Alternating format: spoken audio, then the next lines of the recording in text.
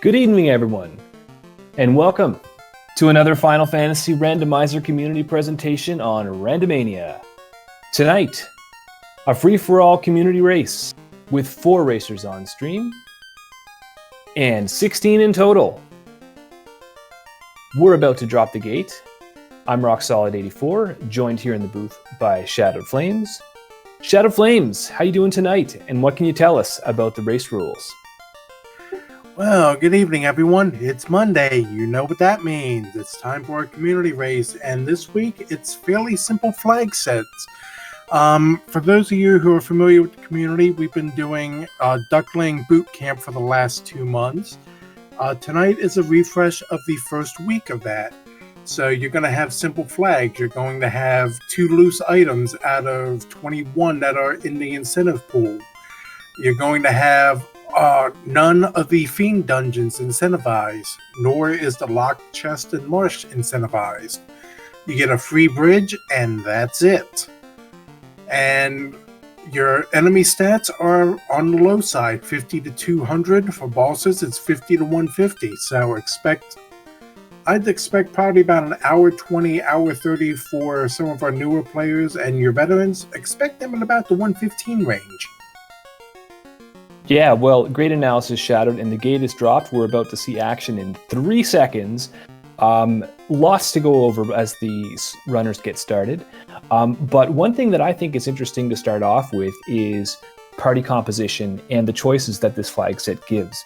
Because the black belt has not been nerfed, it's a valid option for your melee damage dealer. And both Spell Zap in the top left and Zero Cool in the bottom right have gone with a black belt party.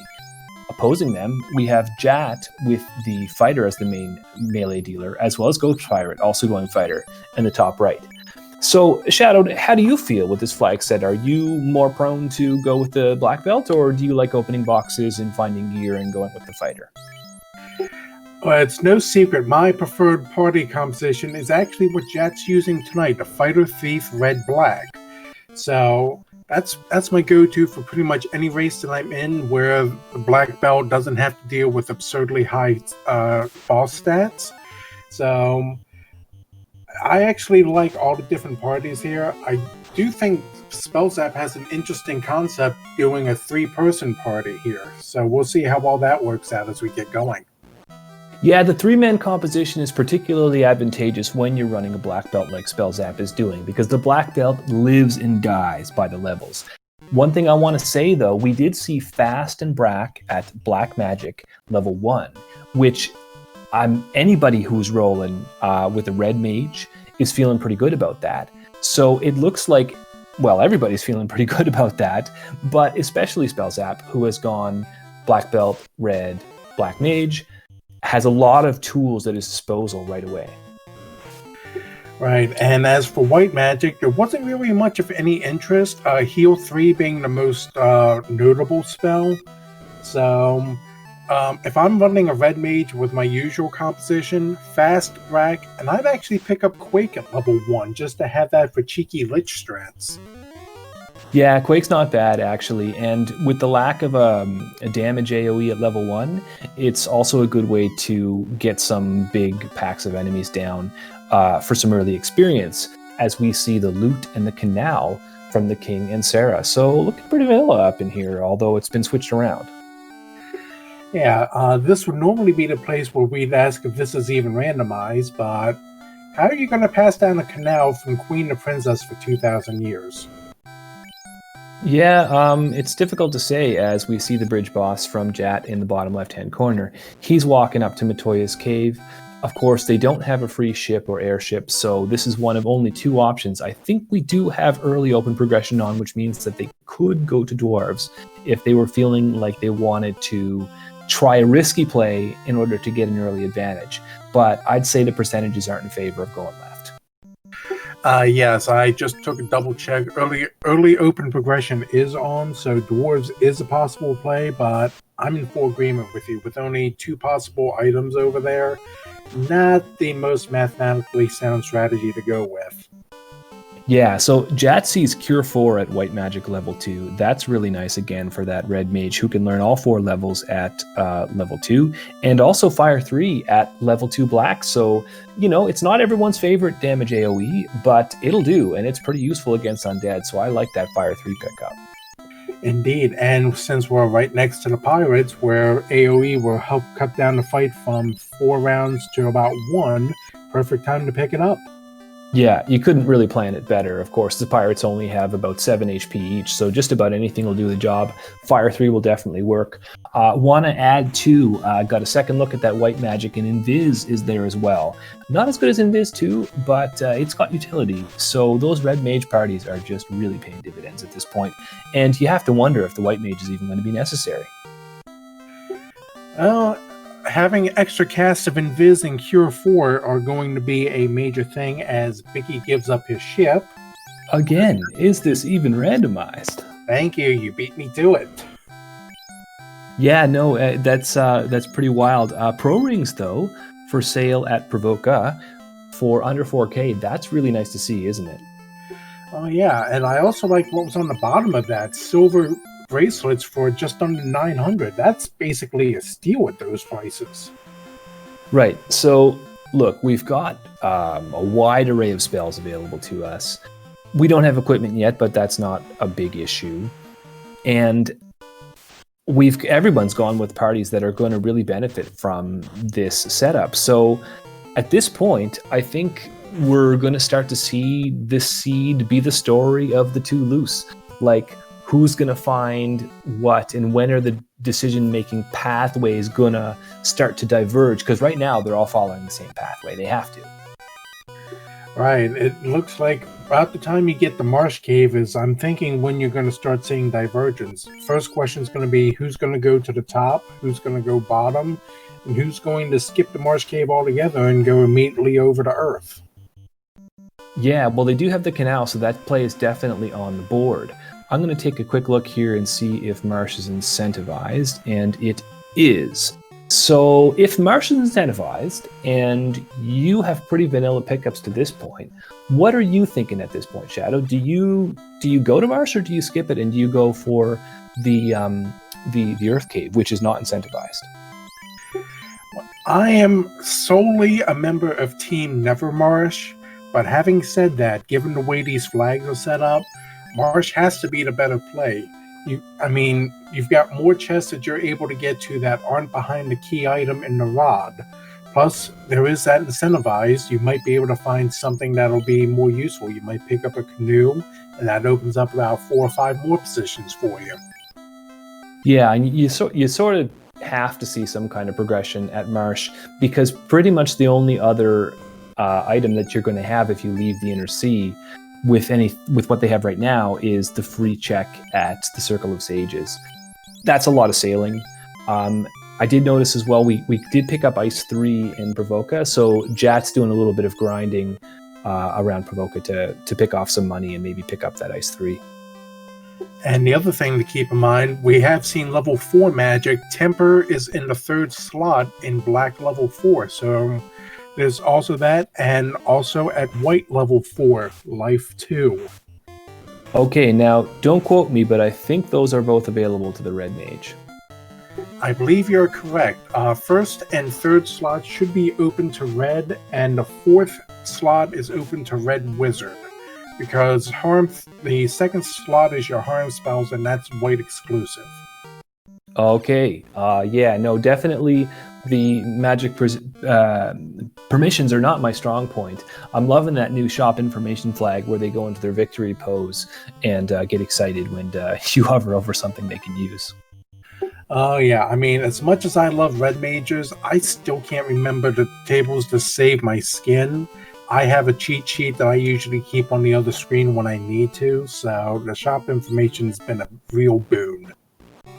Yep. So Danny 3883 in chat saying that Temper and Life 2 are both learnable by the Red Mage in this seed. That is just massive. Yeah, so to go back on something you asked earlier, this now becomes a very good question. How useful is that White Mage going to be over on the 2 screens on the right-hand side? Yeah, it's hard to say, although our tracker Chanigan pointing out in chat that there was a Thorhammer pickup in Dwarf. We do have to promote to White Wizard to use that as a melee weapon, but that does give the White Mage something to do, because you can equip it on the White Mage and they can just use it as an item for a free cast of Lit 2 whenever they like. So even though the White Mage doesn't have a lot of utility, well, she doesn't have to necessarily be checking Facebook all the time during these fights. Or checking the floor, which is the other option. We saw an Excalibur in the upper left of top marsh. Spell Zap just picked that up, and Jet's going to be getting his in about 15 seconds or so. Yeah, Excal huge for both of the runners who have gone with the fighter composition. Of course, they can't use it right away, but we're assuming they'll find the tail eventually. I'm actually going to double check and make sure that the tail is in this. I'm pretty sure it is. I remember running these flag sets, but I don't want to go off memory because memory can betray you. And while you're checking that, we found 2 more good items in the top of marsh. We found a Sun Sword and we found a Zeus Gauntlets. Okay. Sun Sword is essentially endgame material if you can't pick up a Katana or a Vorpal or a Masamune or an Excal, which we already have. Yeah, no, and even more importantly, we can use it right now. So it's something that the red mages can swing, it's something that the fighters can swing. All 4 of the runners on screen are going to be able to utilize that Sun Sword right this moment to get damage from one of their melee dealers. And the other thing that we saw there was the Zeus Gauntlet, and that's another free cast of Lit 2 for whoever wants that. Yeah, and now you have your Black Mage able to save his spells for more important things. Double Lit 2s every round. There's not a whole lot that's going to stand up to that for too long of a period in this early game. Absolutely correct. Now look at this though. Spell Zap seems to be leaving the Black Mage on the ground. Given all of the great spells that the Red Mage has access to, do you go 2-man at this early stage? That is a very good question. If it's me personally, I say no, because I'm a bit of a coward when it comes to this, and I am not comfortable with 2-person strats. Spell Zap, on the other hand, has the experience. He might be able to get away with it. Yeah, and I do believe Spell Zap is somebody who will go for 2-man strats if the situation dictates. So that might be what's going on here now as he brings up his Red Mage, but not his Black Mage. I want to also point out that we saw... Whoops, I lost my train of thought there. Never mind. Well, we've seen a wipe on both screens on the left side. Spell Zap wiping a couple of wizards at the Marsh Incentive chest, and a pack of wolves outside of Elfland took out Jet. Yeah, that's. I wonder, what have they got something nasty, those wolves? As Zero Cool Quakes a pack of them right now. I missed it. I know it was the werewolf formation, so I think it would be the werewolves are the ones to watch out for. Rubes in chat pointing out that the werewolves have Quad X. So that's going to be an instant kill on anybody that it drops on at this point. Quad X, of course, having a threshold of 300 health. If you're above it, it won't affect you. But if you're below it and you don't have the proper protections, you're going down. One thing to point out, I was looking at Jet's screen. He moved the Sun Sword onto the Red Mage, but he did not equip it. I believe Sun Sword is locked to promoted classes. Oh, you could be right about that. I was thinking that the Red Mage could swing it, but maybe that's... Oh, it looks like Danny is... I say Danny. On Spell Zap, it looks like Spell Zap's Red Mage, Danny, is swinging the Sun Sword right now. Well, that's why I normally track and I don't do a lot of talking, because I tend to mess things up. So, Spell Zap finding the crystal at... I'm telling you, just the vanilla-ness of this seed is real. Although I think it's the crown in the original game. That's close enough, though.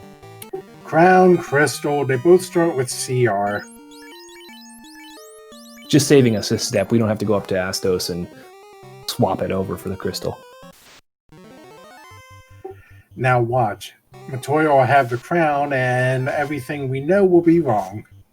Yeah, so more inner sea checks though. It does feel very vanilla at this point, as Danny 3883 clarifies in chat. Yes, the red mage can use the sun sword. So Goat's Pirate now is going to get his crystal, and Jat's just about to do the same. Zero Cool looks to be lagging behind the other two, but may have done other checks or leveling. I didn't catch that. He must have done something in order to be that far behind. Well, it's either that or he might have run into a couple of bad encounters while trying to gain a couple levels. It's entirely possible with these werewolves with Quad X available. Yeah, fair enough. Spellzap looks to be headed out of the inner sea, so has the crystal and just saying to Matoya, you know what, old lady, you're just going to have to wait. I feel bad for her. This would be the point where I'd say she had it coming, given that in vanilla she's rather acerbic to you as soon as you give her back her crystal. That's a fair point. Spellzap does check magic and sees Wall at Melmond as well as Warp at Melmond, and not in the Warp slot. So that should be Black Mage learnable, but maybe not Red Mage learnable. That would be something I would have to double check my sheet for. I don't have that in front of me. I do know that it's Bane that's in the normal warp slot, so there's no poison smoking the Tiamat on this seed until promotion. Yeah, we've already got Quake, and that'll work well enough on Lich. So that if someone's going for the memes, we've got something. Yeah, well, you got Quake, you got Brack. You've got everything you need to do all the fun stuff. Yeah, and Brack is actually really useful on those first Fiend fights. I mean, the other ones I would say are more for the memes, but Brack is a serious option when you're dealing with that Tiamat 1 or the Kraken 1. If you don't have enough levels yet to do serious damage, sometimes that's a way to get those Fiends down quickly. As Spellzap finds the herb vendor item in Crescent Lake. Yeah, I was just about to point that out, but there's a certain someone in my house who wants to rub up against my legs and is trying to distract me. Oh, you know how they are. They just, as soon as you start paying attention to something else, they got to be in your face. Oh yeah, the human's talking to someone. He must be talking to me. Let's pay attention. Yep. So Spellzap finds Ruby at the Circle of Stages and quickly exits out. Ruby's nice because it does give you access to 2 key items. You can go and get the Titan's item, and you can also check Sarda. But Spellzap seems to be looking for what fights he can get outside of Crescent Lake. If you get lucky and get a good one off the power cycle, this could be an option to grind. But Bulls and Scorpions, not my favorite. Nah, and I'm surprised we don't have people in chat crying to burn the witch. Matoya had the crown. Just like you called it, I'm telling you. You've got the gift, Shadowed. As chat calls out the kitten comms, perhaps we'll get a guest appearance later on. It's entirely possible knowing this one, but we'll see how it works here.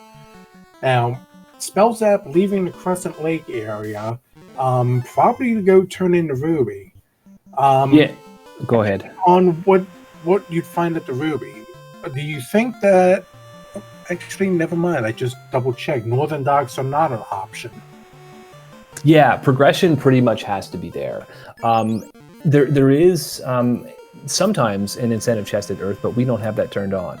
So at this point, there's really not a whole lot more places you can check.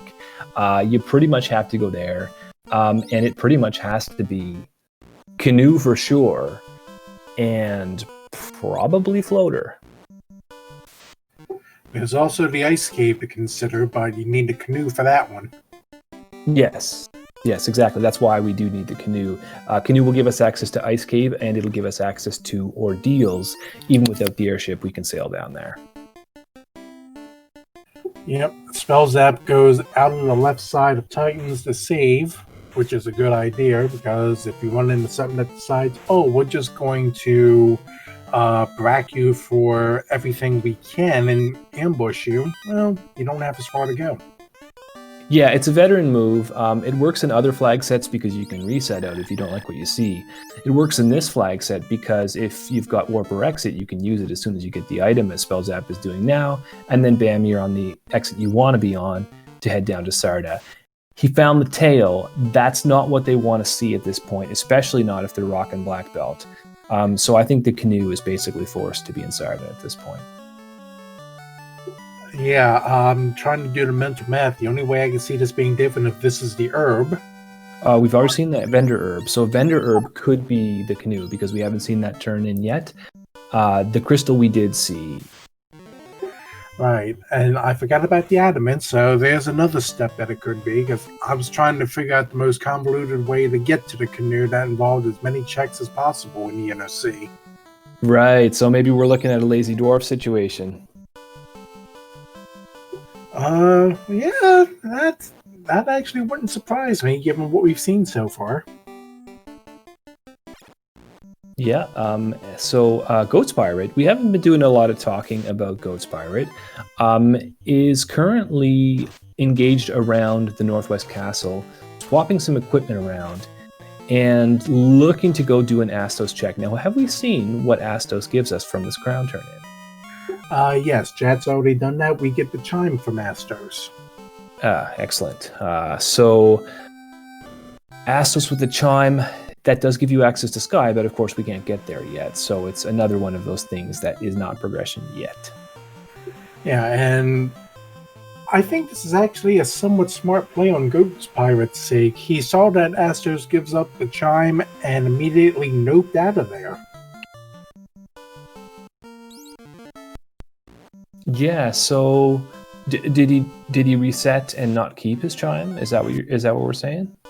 Yeah, he didn't go into the fight with Astos. He saw it was a chime, immediately backed out of it, knowing it's not immediate progression, and knows to come back to it when he can just blink and drop Astos at the drop of a hat.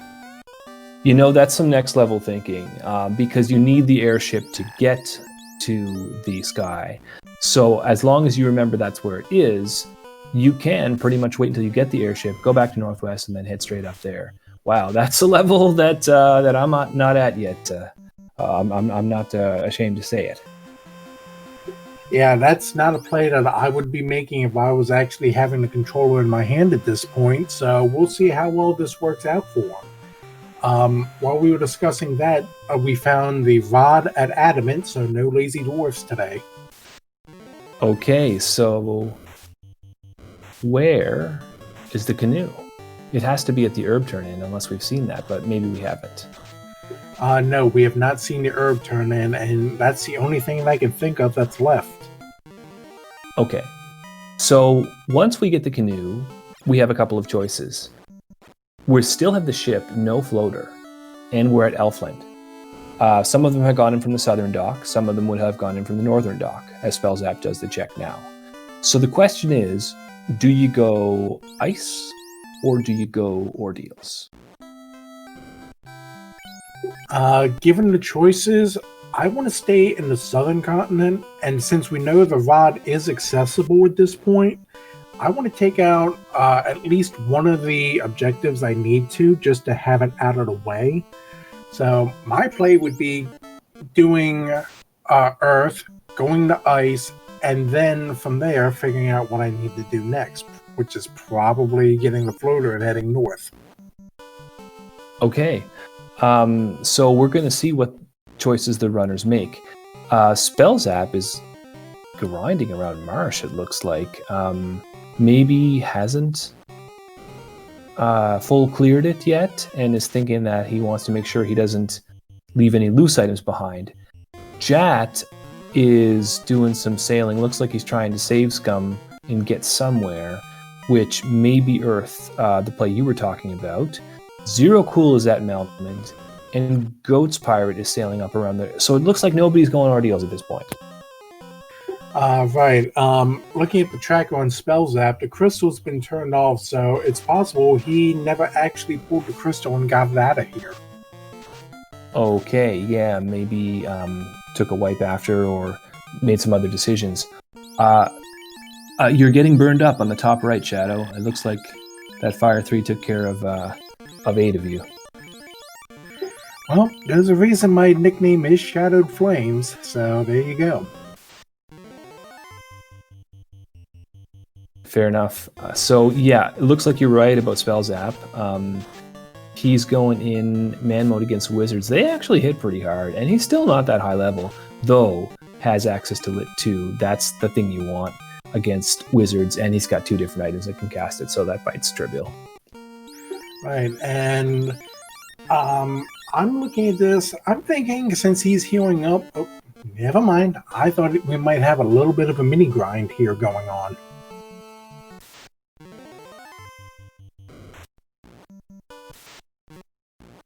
Right, so Goat's Pirate picking up the Adamant.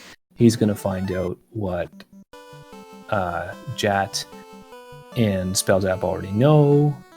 And Zero Cool looks to not have the herb, although maybe he just bought it there.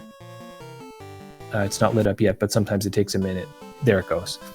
So Zero Cool has the herb. He doesn't know it, but that's what he needs in order to get some progression going on here. Right, now it's just a matter of finishing up your checks here in Crescent, getting your item from the old men, and heading back to the Inner Sea. Okay, now I want to just mention here, the trackers have pointed out that Ice Cave is tail. I remember that we saw the tail, but I forgot that I didn't realize that it was in the Ice Cave. I thought it was somewhere else. We haven't been to the Ice Cave yet. No, the tail, I believe, was in Titans. Yeah, that makes more sense. So yeah, we don't know what Ice Cave is yet. It is a bit of a deeper dive, and it's better to do when you have Warp, which we have seen, but as far as I know, none of them bought, and that may be because they don't have access to it without the black... Well, Spellzap might have been the only one who had access, and Spellzap doesn't have a black mage.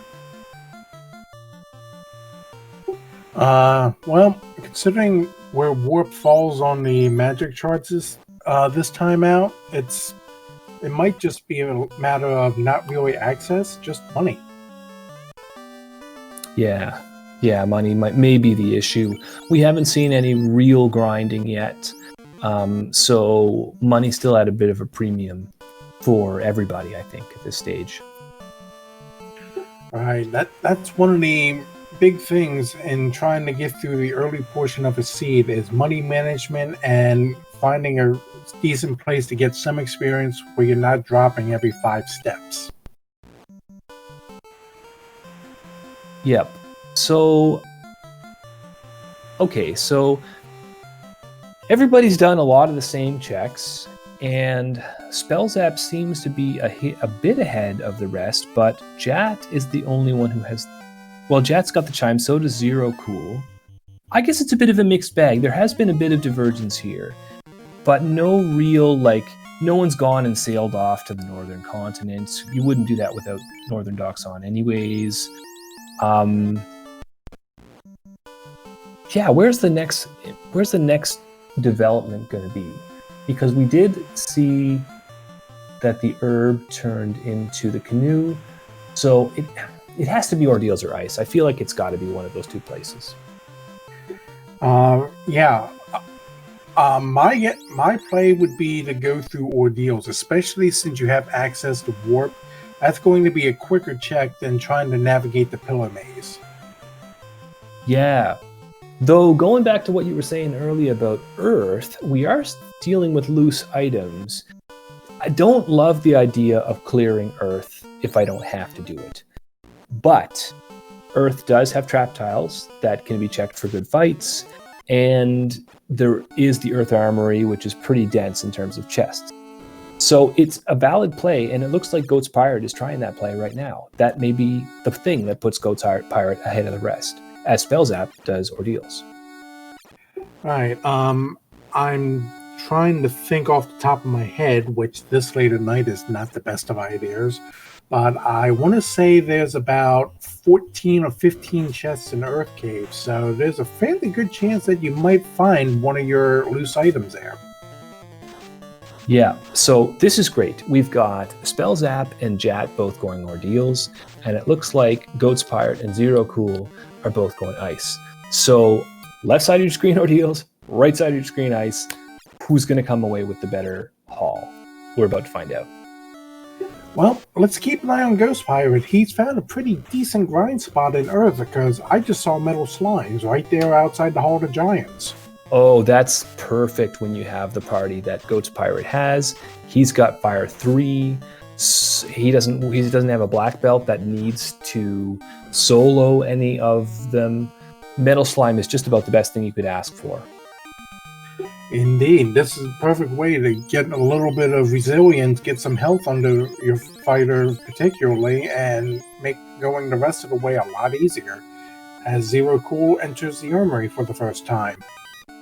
Okay, so this is interesting. Instead of going for the incentive, Zero Cool is thinking, I'm going to go to Volcano because I need the Orblet anyways, and I know that there's a lot of chests in there. So again, a very valid play. And again, finding a pretty good grind with 2 Frosties. Trouble is, he may not have the firepower to take those big dragons down. Yes, especially this late at night. I mean, I know it's the wrong franchise that shuts down the ice cream machines at like 8:30 for supposed cleaning, but Frosties are usually good if you can manage to get through their magic defense and occasionally high absorb. Oh yeah, I'll post up at the drive-thru for those for sure. Jat finding a lot of nothing in Ordeals, it looks like, but does come away with the Mystic Key, and that is going to give us access to an incentive item back at Corneria Castle. Not only that, it's also going to be required for actually completing the game. So definitely a good find here. Not too bad of a play. No, I mean, you'd rather see the floater. Everybody wants to get moving fast. We are speedrunners after all. But the Mystic Key is, well, a close second. And more required. Wait, potentially. Speedrunners? Nobody told me this. Well, you know, we're all here going as fast as we can, and I want to point out that we're 29 minutes in, and these runners are all making great progress. Nobody can say that there's been any real slowdown on any of the screens, and we don't know yet who's made the right choices. So this is anybody's race, and I would say that Spellzap and Jat, have made a similar play with their early Ordeals, but Ghost Pirate and Zero Cool have both gone in very different directions as Zero Cool checks out the armory at Volcano. Yeah, I'm looking at his levels now. Level 12 going into the Volcano, to me, that's just a little bit on the low side for trying to do a full clear and going after carry. As I mentioned earlier, I'm a bit of a coward when it comes to my strategies in this, so maybe it'll work out better for him. Well, I'm not going to come out and call you a coward, Shadow Flames, but I will say that level 12 is my usual breakpoint for Volcano active, and they do have spells. So if I'm Zero Cool, I'm looking at fights like this one that he's taking right now, and I'm knowing that he's going to come away with 2 or 3 levels. Now, sometimes you might want to back out at this early stage and drop a house so that you can pick up the spell charges that will benefit you from those levels. But as long as he's got the healing, which his White Mage is casting Cure 4, I think Zero Cool's pretty comfortable. Yeah, yeah. English, what is that? I have no idea. But it's definitely not a play that I would be making, but that's why I normally finish near the bottom of most of these races. So I'd say if this works out for him, good on him. Yeah. Well, you and me both, buddy, holding it down at the bottom of the Duckling pack. I got to say that. Jat 2980, though, doing another box check, and I love the area that he's in right now because there's 3 boxes and there's 2 trap tiles. He did find Frost Giants, which can be good experience, but unfortunately they're not quad Xable. I feel like the luck is just not going in Jat's favor this seed. I would have done the same thing as him. I would have gone down to Ordeals. And now he checks that he's basically going back and he's cleaning up all the little spare rooms that he didn't full clear because he's thinking to himself, where are the loose items? I haven't seen a loose item yet. Right. Although he did find a good find in that Northwest Castle treasury, I did see an Aegis shield pick up. Yeah, of course that's the best shield in the game, but it's not something he can use right now unless he wants to sell it for money. And with speedrunning, right now is what it counts. As again, we get trolled with the Oxyale. That's not something we can use right now. Yes, it's essential. We need it to beat the game. But it's not the progression. It doesn't get us going faster. It doesn't give us access to more locations. It just cuts the decision-making down. Right. And by my rough napkin math, I believe ice is the only thing that's left. So that has to be the floater. Yeah, so a little bit more vanilla for those who were feeling like there wasn't enough in this seed already. Floater at Ice Cave seems to be on the table. Well, something. Is this even randomized? Something. Yep. So I think we're about to see a warp trick from Spell Zap. Oh, and Spell Zap finds the God Grind, especially for that party. You just are dancing on clouds if you're Spell Zap right now, because you can get all the levels you want. Spell Zap is not doing it right now, but just probably keeping it in the back of his mind. Hey, this is where I got to go to get my levels. Right, and since this is just vanilla spike tiles being shuffled, there's no random formations, you're not going to see the third eye grind. You're just going to see your basic one, so French vanilla for it still being in the ice cave. Now, I'm wondering why Spellzap didn't just grind up right there and then. And I'm thinking it might be because he's low on resources. It seems like his HP is pretty low on both of those fighters. What are your thoughts? Do you think that he's just concerned about getting his incentive item now? Well, given what just happened to his black belt, yeah, that's probably the best bet, especially when you come to investigate and you come across a pack of mummies. So your best bet is just to get out of here, come back in with more resources, and get your key item first, because that'll help you with your experience progression, and come back to it later. Okay, well, Spellzap's going to take another crack at that difficult ice cave as the wizards have stun touch. Jat was able to pull a couple of frost wolves and fire 3 them down. So Jat's levels are starting to look pretty good. As are Goat's pirates. Of course, we saw that grind on the metal slimes earlier from Goats. So, yeah, does Spellzap's progression advantage translate with... Yeah, I feel like Spellzap's got the progression advantage and Jat's maybe we got the level advantage, at least for now. Right, and the Spellzap can manage to pull this floater out of here and start moving around a lot quicker. That'll make things much more easier for him and might give him a little bit more of a head in the in terms of progression and a general lead in this race. Yeah, well, look, I'm not the runner that Spellzap is. That's one of the best play in the game. But I don't know why he doesn't grind up his black belt, because it seems like he could just do that right now. And yeah, maybe eventually the eye will kill the red mage, but that just means the black belt will level up faster. And then eventually you'll have this, monster trouncing the way through the rest of Ice Cave. But Spellzap not going that approach. Yeah, there's also the consideration of the 2 loose items that we still haven't touched, so maybe he wants to try to find those. For all we know, we're talking about the floater being the incentive chest here on ice, and they could be loose. Yeah, so I'm sure that it's got to be something like that. Spellzap focusing on the boxes and getting through that tough mummy fight. Now, he'll have to take it again unless he's got Warp.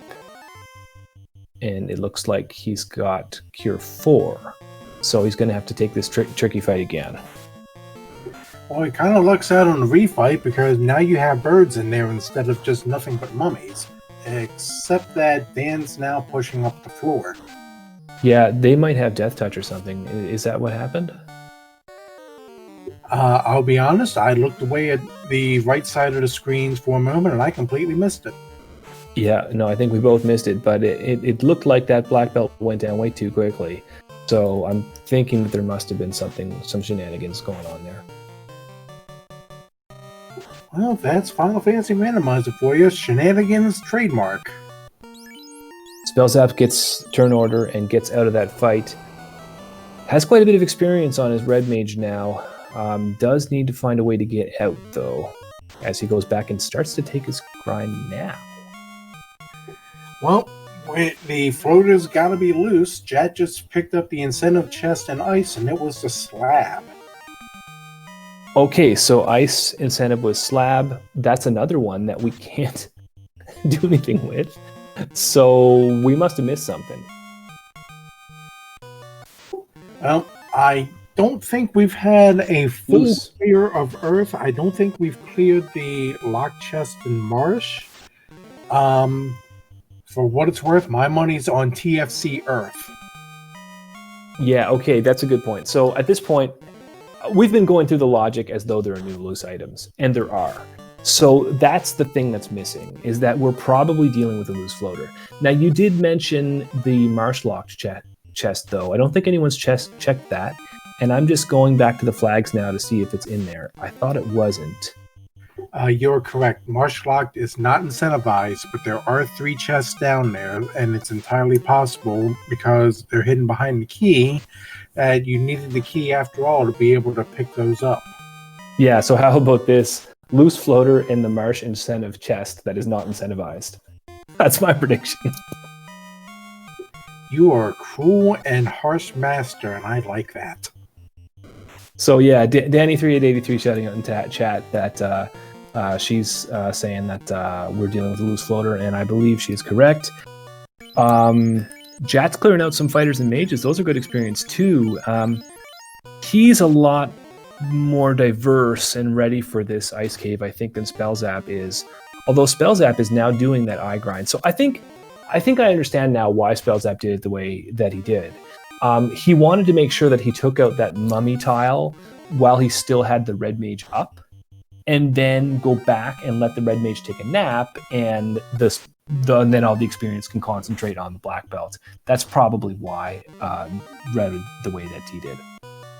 That's certainly a good play, and Jat lucky to get away with most of his party still alive. There was a phantom in that trap tile down at the bottom. Oh no. Phantom is a big time troll. It looks like the eye. It hits harder than the eye.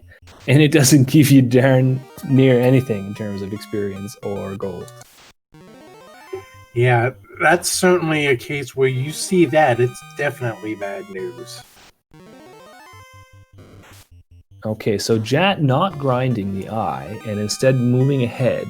This is something that I understand, because Jat is not as excited about that eye with a party that doesn't have a black belt in it. Jat's probably looking to get to the point where he could maybe even drop the thief and do a 3-man grind with spells. He's got way more options. He can go with things like the metal slimes. If he finds great Nagas and waters, he can go with that. Even whiz mummies or whiz vamps in a pinch. Right. Seeing as that's my usual party comp, I have to agree with your assessment there. At this point, since you really haven't found anything that would be good for Ninja exclusive, good idea to just go ahead and drop your thief, because you still have decent run chance with the black mage at the bottom, and go with a 3-man and see what you can do with it. Yeah, exactly. I like that composition too, actually, although I usually go with a white mage instead of the red mage. I know I am in the minority, but I just like the simplicity of understanding which spells go with which mage. And that's entirely possible. For me, I prefer having the ability to get away early, and since most of your endgame flags are focused on melee damage, I'd rather have 2 acceptable melee characters in my group instead of either a 1-punch man or 2 mages and a floor decoration in the white mage, which is why you don't see me run Fighter Rainbow. No respect for the white mage. So notable pickups. Jat was able to find a pro ring back in Ice Cave, and Goat's just picked up a Pro Cape. I guess the Pro Cape is not a notable pickup, but I always like to see that because it's a little bit of extra armor for my mages. Right, every little bit helps, especially since burst items are turned off, so you've got vanilla values working for you here tonight. Yeah, so if you're wondering what's going on with Zero Cool's stream, technical difficulties, do not adjust your set.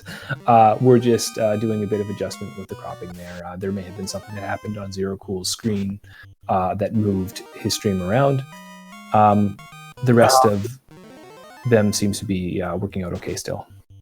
I want to call your attention to the lower left. The loose floater has been found in the hairpins in the volcano armory. Were we just talking about hairpins? I forget if that was before the stream or during it, but I hate checking those hairpins in Volcano, and like these runners, I'm going to leave that off as long as I possibly can.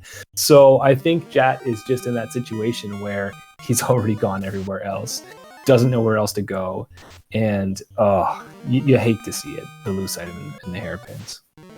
Right, just for the record, it was in the one chest that you go all the way up and then back down to the left. If he goes down from here, you'll see it on the right-hand side of his screen as he comes back down. I know the one you mean, and that's all I got to say about that. But yeah, you did mention in our pre-race talk that you do not like dealing with the hairpins.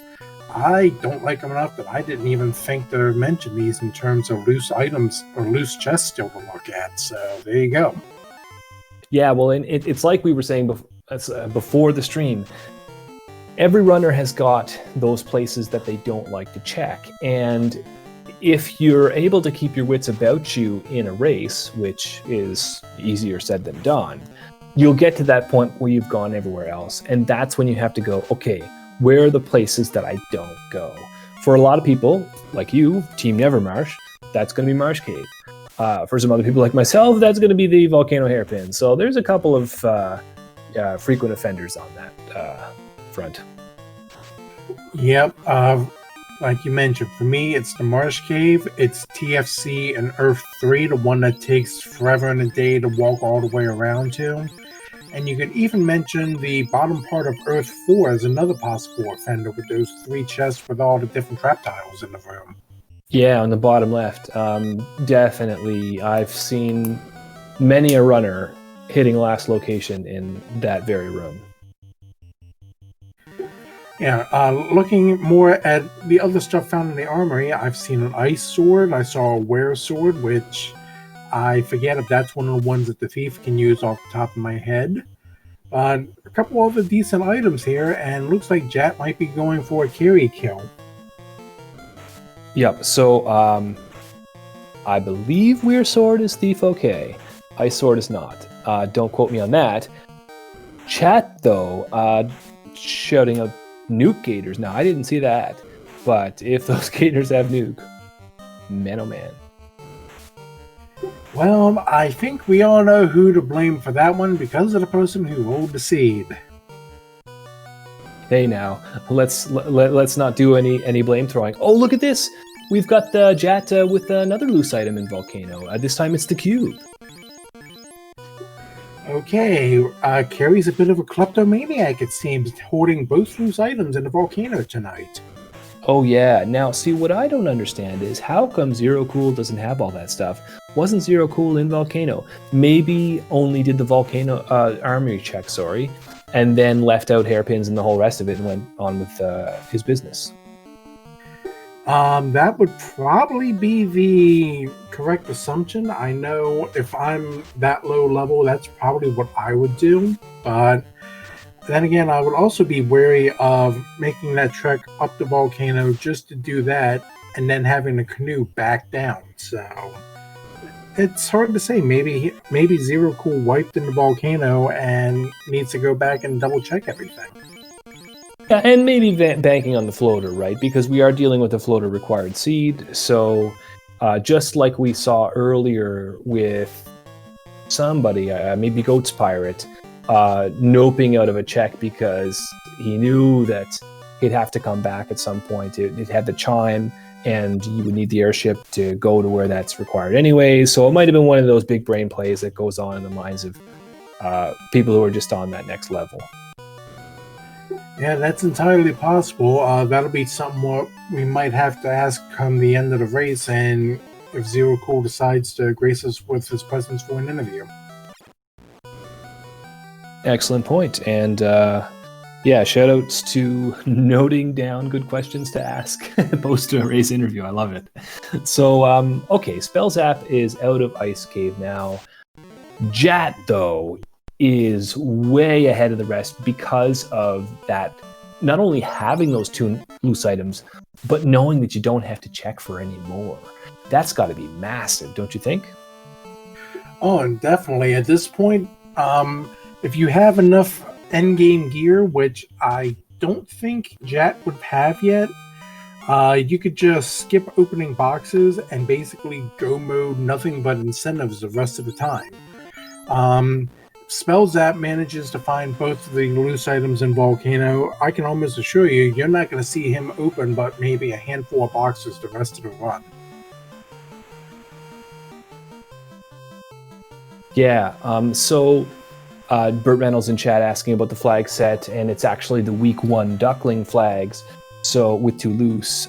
So yeah, what does that mean? Yeah, I guess you could say that it's week 1 duckling friendly. I found this flag set pretty challenging as my first, maybe one of my first, flags to run ever. I joined the community shortly before the duckling boot camp started, and I did get through the seed, but I found it challenging. I thought, the 2 loose, it adds more difficulty than you might expect, just coming in off the street like I did. Right, it's one of those. It was designed to be somewhat friendly, because if you take a look at the flag, the stats are not very high, so you don't have to specialize with a certain party comp to be able to get through, as evidenced by the myriad of party compositions we have in our restream tonight. It's just a matter of basically getting your feet wet. Yes, that is a duck pun. Excuse me for that. And just starting to learn the basics, and you just got more advanced from there.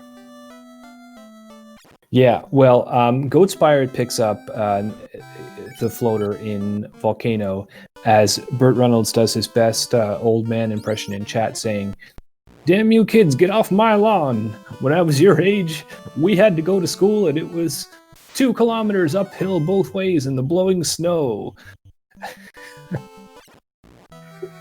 Oh, boy. Yeah, I'm just going to smile, nod politely, and proceed to commit Bert to the old folks' home. Fair enough. Now, I don't know if mine eyes deceive me, but it looked to me like Jat, with a promoted fighter, just dropped his Aegis shield. But it went by so quick that I can't be sure about it, and I have no idea why he would do that. So maybe it was something else. It might have been a misclick. I'll have to keep an eye on his menu and see if we figure out what the problem or solution might be for that. So Jad is picking up pro rings now, and I tell you, this is something that you see when somebody is on a roll. I mean, I guess with this particular seed, they were available pretty cheaply and pretty early on, so it makes sense just to get them as soon as you can. But normally when I see someone equipping 4 pro rings, I'm thinking this is somebody who looks like they know where they're going. I feel like Jat is got full command of the lead right now, and it's going to be interesting to see what he does next, because he's doing this equipping run. He's going around, he's getting his spells. So that makes me think that maybe he's going to try for one of the more difficult shrines and just light an orb right now. That's entirely possible, and I did see when he went back into the menu, the knight does have the Aegis shield equipped, so it might have just been a different shield that got dropped, and our eyes just deceived us on that. Must have been. So, okay, so Zero Cool is deep in Earth right now. I feel like it's hard, because we know that, I mean, there might be good stuff down here, but there's not going to be any loose items, and this is not what you want to see. You don't want to see someone going through Earth and getting all the boxes, looking for loose items and not finding them. That's hard to watch. Spellzap also checking some exotic boxes up in the Temple of Fiends. Yeah, and meanwhile, I do not recall if we pointed this out, but for those who were curious, Nuke was found at level 6 black. So maybe not as many casts as you'd like being up at level 6, but it is a definite option to have available in case of emergencies. Yeah, and Jad picked it up. In chat, Shadows is asking where is the rod that he is missing. That was actually at the Dwarven Smith. Right, your chain for that is the adamant from Sarda. You take that to the Dwarven Smith and you get the rod for it. So Jat is checking the top of Marsh. I have to think that he's looking for a weapon. Although, he's got X-Cal, so no. Or was that it right there? Alright, and maybe he was one of the only ones who didn't have the X-Cal. You're about 5 seconds ahead of the rest of us there, but that's all good. The X-Cal, while one of the better weapons, might not be your weapon of choice for your last 2 or 3 fights in the game. But for most of the early stuff that you'll be going through, it's definitely serviceable. Yeah, X-Cal's got some issues. There's a bonus to it against most enemies, but it doesn't have that bonus against Chaos. So it's not as good as it looks on paper, but it is an endgame weapon. Goat Spirit found the defense sword in Cardia, and I'd argue that that's more useful, not only because it's a decent sword, but you can cast ruse with it. I would use the defense sword more for that ruse property than I would as the actual sword. Given what we've seen available, I'd still keep the X-Cal equipped for the time being until or if we find the Maza. Yeah, and that's a fair enough point. With this flag set, Mazamune is incentivized, so we always know that if we really want it, we can find it.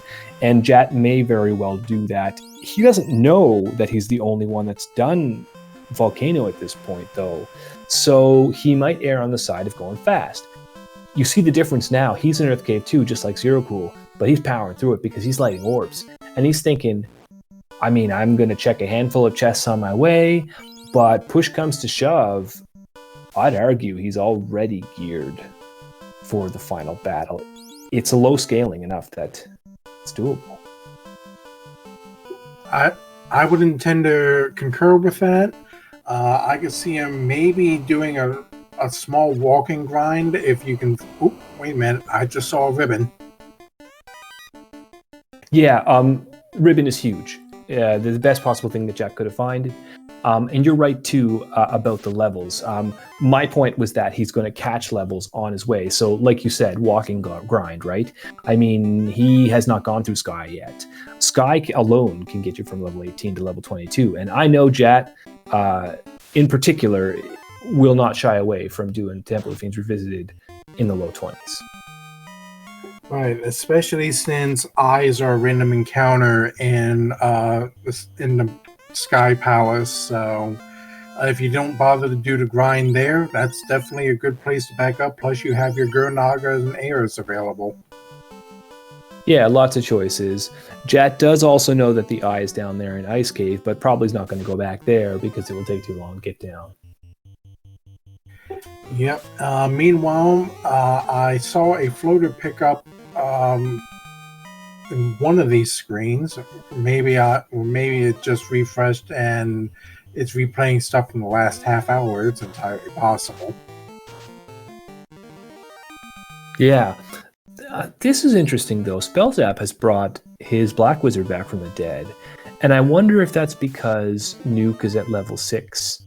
Trying to recall if there was something else that was Black Mage only, but don't know why else he would do that. Bring the Black Wizard back. Maybe Warp? Warp's at 5, so it that's a possibility, but it might just have the black mage up to have a warm body there. It's hard to say.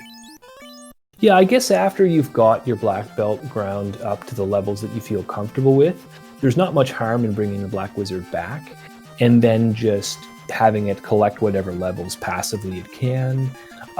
Learning lots about these 2 and 3 man strats here, just watching Spellzap play.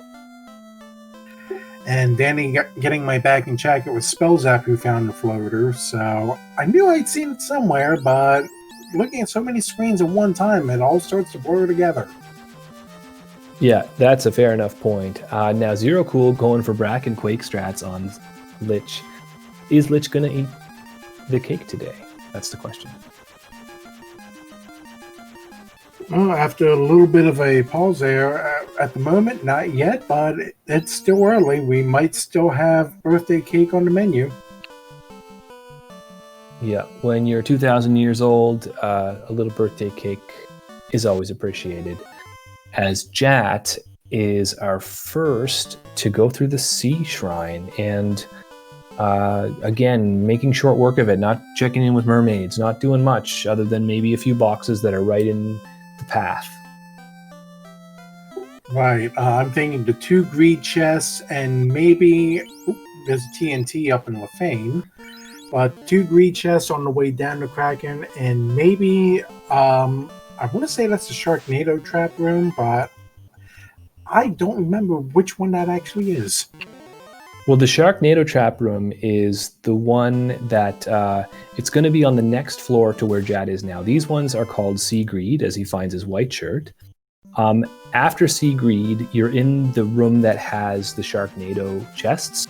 Now, Jad will probably not check the actual Sharknado box because you have to take that fight twice, and Better Trap Treasure is not turned on, so there's no real incentive to take that time loss. However, there are 3 other chests in that room that he can check, but he says, I don't need any of them.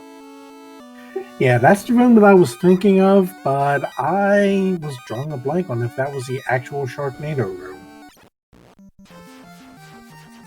Yep, so Jat now getting past everybody's favorite encounter, and I say that firmly in cheek, which is the our Sahag with Sahag fight. Used to be unrunnable in the vanilla game, and in earlier versions of the randomizer, the unrunnable encounters were always the same. So you got used to seeing that fight and hating it. I say this because I watched videos, not because I ran at the time. But now, of course, with the randomizer, the devs have done a lot of great work to further randomize the game, and now it's possible to shuffle which encounters are randomized, which you almost always see that flag turned on. Indeed. Oh, we have a power bonk at Merrick, so the TNT turns into the power gauntlet, as if the black belt wasn't already powerful enough. Now he's just going to go Incredible Hulk on everyone. Yeah, I would say that that's more useful for Jat than it is for Spellzap at this point. The black belt was not nerfed in this flag set, so it's going to be hitting really hard. And if you wanted any more damage, just drop a fast on it, and that should be the ball game. However, for somebody who doesn't have a good enough weapon and relying on a fighter, it could come in handy. So Jat will probably be happier to see that if he follows that quest chain, but I don't know if he's gonna. At this point, I would be hard-pressed to believe he would. He's pretty much got everything he needs to get through the rest of the game, so I could see him just basically go-moding everything. Yeah, I completely agree. And going for Brack strats on Kraken, also very nice when you've got 2 casters. So let's see if we get a Brack into Kraken.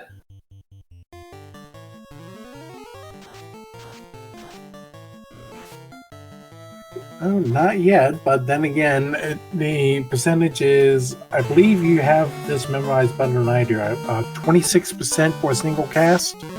Yep, you're right. It's a little bit more than 26% because it's a irrational number. Everything is divided by 256, I want to say. So, but anyways, it's effectively 26%. Well, rational, irrational. Irrational numbers, I mean, if you're throwing pie into the mix, then fine, but we already have cake. We don't need any more pastries. I was just gonna say, yeah, we definitely have that covered with Lich's favorite. But who knows? Maybe we'll get some kind of fun percent flag. Cake will become pie. Cake will become croissant. Although I suppose we'd need a few more letters for something like that. Well, who says we just have to limit it to pastries? Let's go ahead and find other things. Cake can become meat, for instance. Now, chat is saying that there might be multiple stream audio going on right now. If that's the case, many apologies. We'll get right on that. I cannot confirm that, so because we are not listening to that stream, but shouldn't take long. Right, now, meanwhile, at the waterfall, Spellzap finds that the robot has the bottle, and we did have an out-of-bounds bat sighting, so hooray for that. Our night has been saved.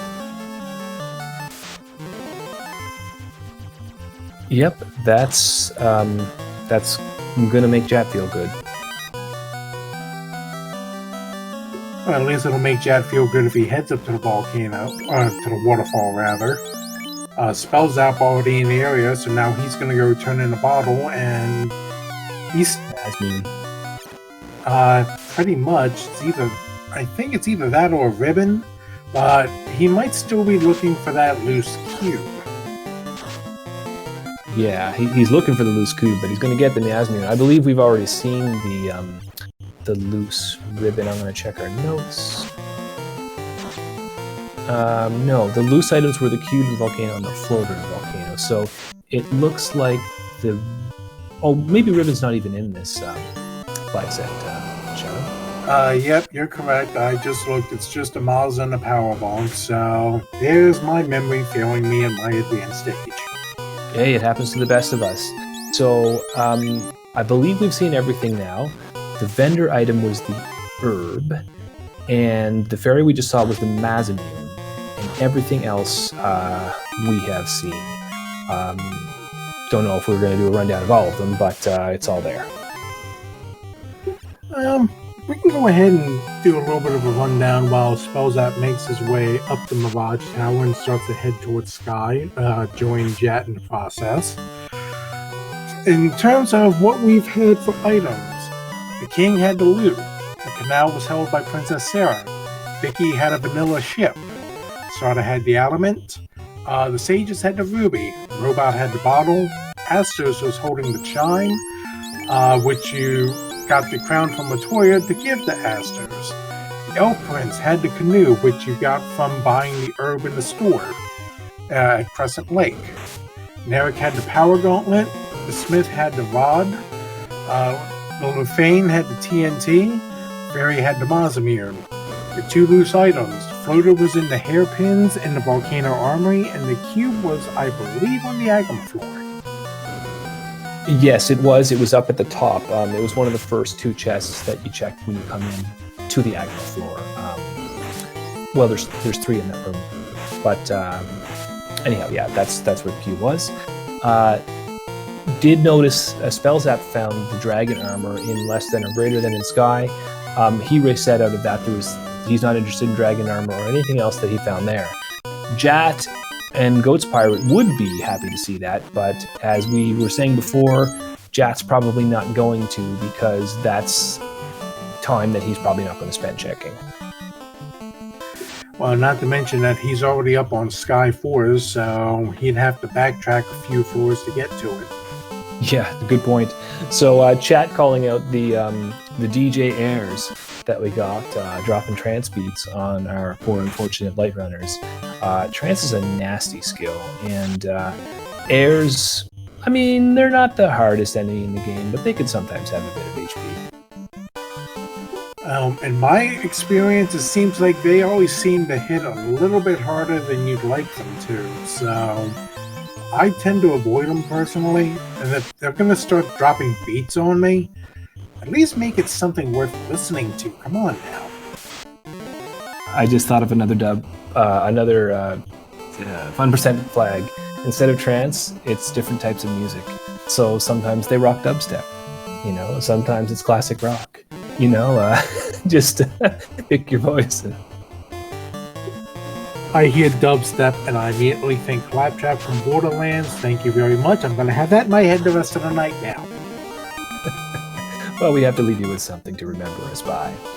So Spell Zap is going through Volcano pretty quickly, gonna find his incentive items finally, has to feel a little bit behind. I mean, the chances of somebody full clearing Volcano in this flag set are very high. Nobody did it early on, but you would have kind of expected somebody to. So if I'm Spell Zap, I'm probably feeling behind as he starts skipping chests. He's in go mode, he's got his black belt. Let's see if he can catch up to Jet. What do you think his chances are, Shadow? Well, considering Spell Zap's still gonna go through the entirety of water, the entirety of sea, rather, the entirety of Mirage and Sky, and Jet just needs to get past Bridge of Destiny and take out Tiamat, I think this is still Jet's race to lose, but Spell Zap could make it close, I'd say probably within about 2 or 3 minutes. Well, I'm going to write that down because knowing your predictions, there's a good chance that you're pretty close. What I'm thinking is that the black belt is very powerful and Spell Zap has got it leveled up. And Spell Zap has got a 3-man party with pretty good low-level black magic. So if there was ever going to be a time when he could come back quickly, now's the time. And we just saw Jet struggling with those airs for way longer than you wanted to have that problem. So there's some reason to believe that Spell Zap's going to make up some serious time here. Right, you definitely have a point there as Jet's trying to brack the Tiamat. At this point, I would have made certain to put a fast on the fighter first and then try for black strats, but that's just me.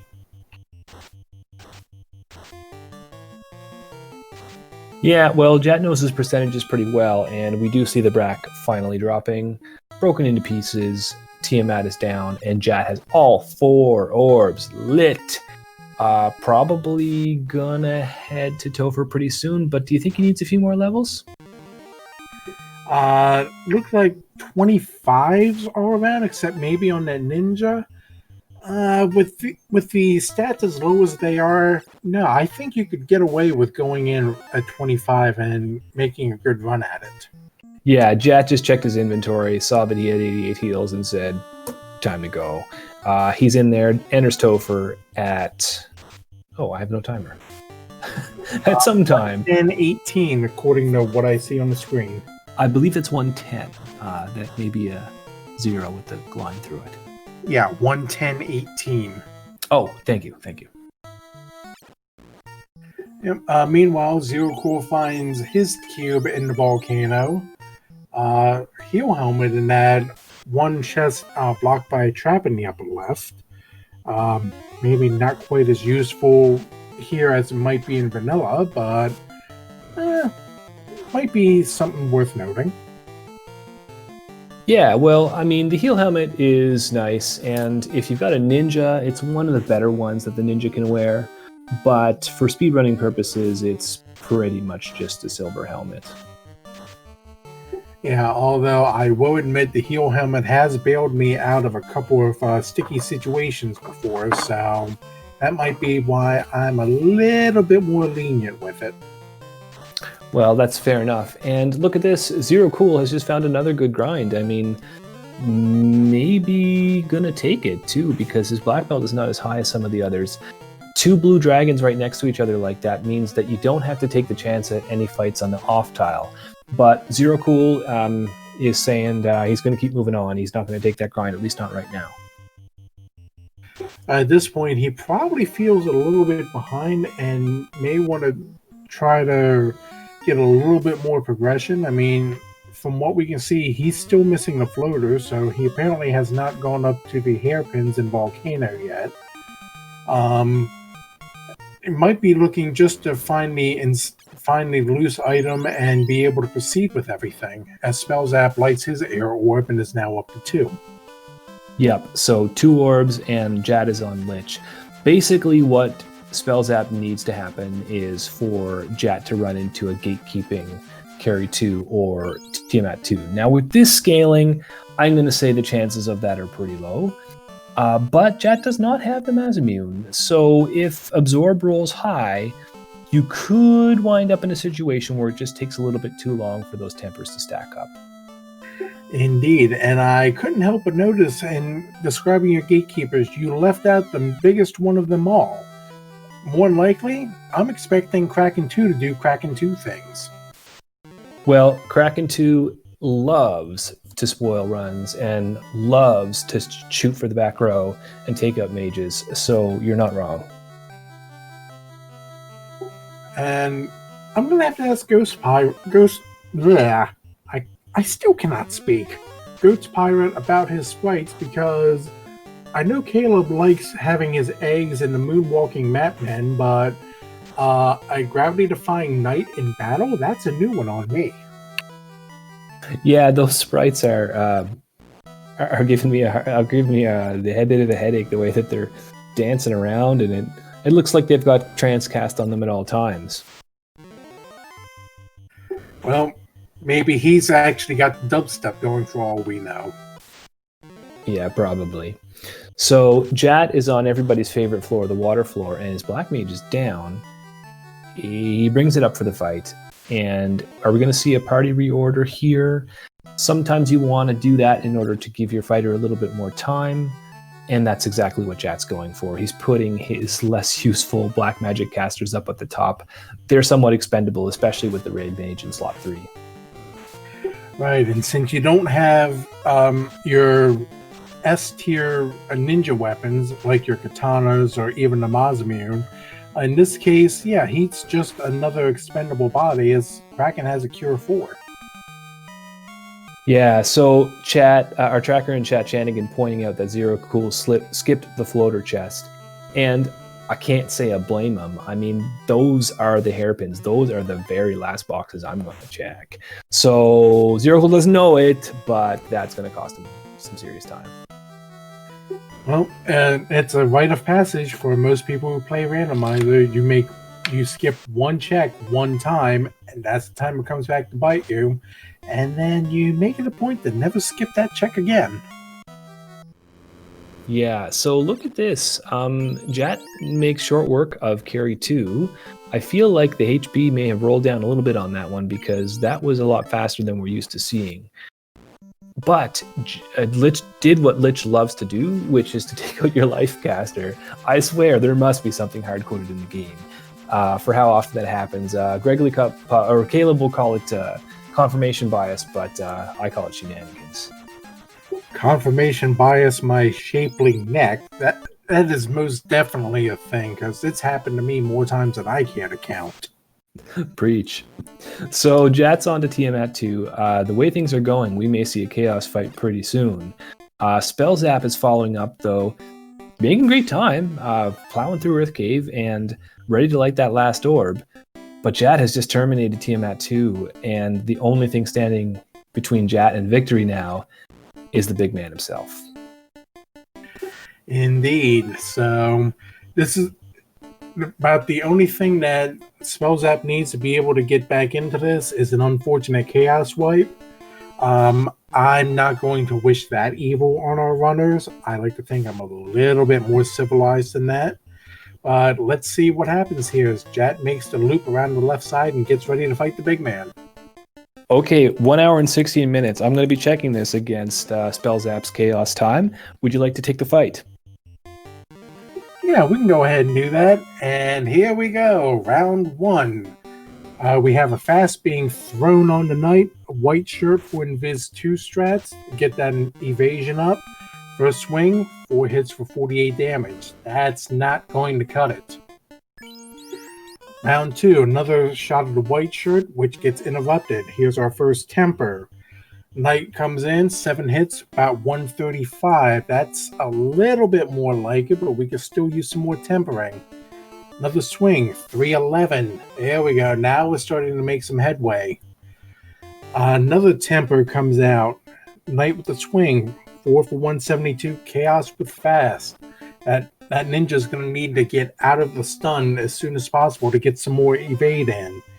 Breaking out the nuke strats. Oh, down goes the ninja. Down goes the black mage. We are in hold A and pray mode, folks. So I saw 7 for about 600, 8 for 981, and there it is. Jat has terminated Chaos. Give me 1 second to bring up the appropriate tab here. And he finishes first place on stream and first place overall. A time of 1:17:51 as officially marked in racetime.gg. So get your GGs out in chat for Jat2980, our winner here tonight. Well called, sir. And I think we'll just check in chat in the Discord and see if Jat will be joining us in the booth. Or I guess we should do that in the race room. But while we wait for that, let's see how the others are doing. So Spell Zap, we're probably going to see Spell Zap pull Chaos next. There's not much to stop Spell Zap from doing that, and is in Topher already. So yeah, with this black belt, Spell Zap is going to be making very short work of these bosses, and I think he's going to go through very quickly as Jat joins us in the booth. Jat, how are you doing? We've got the big question on my mind is, how did you feel when you found 2 loose items in Volcano? Did you feel behind?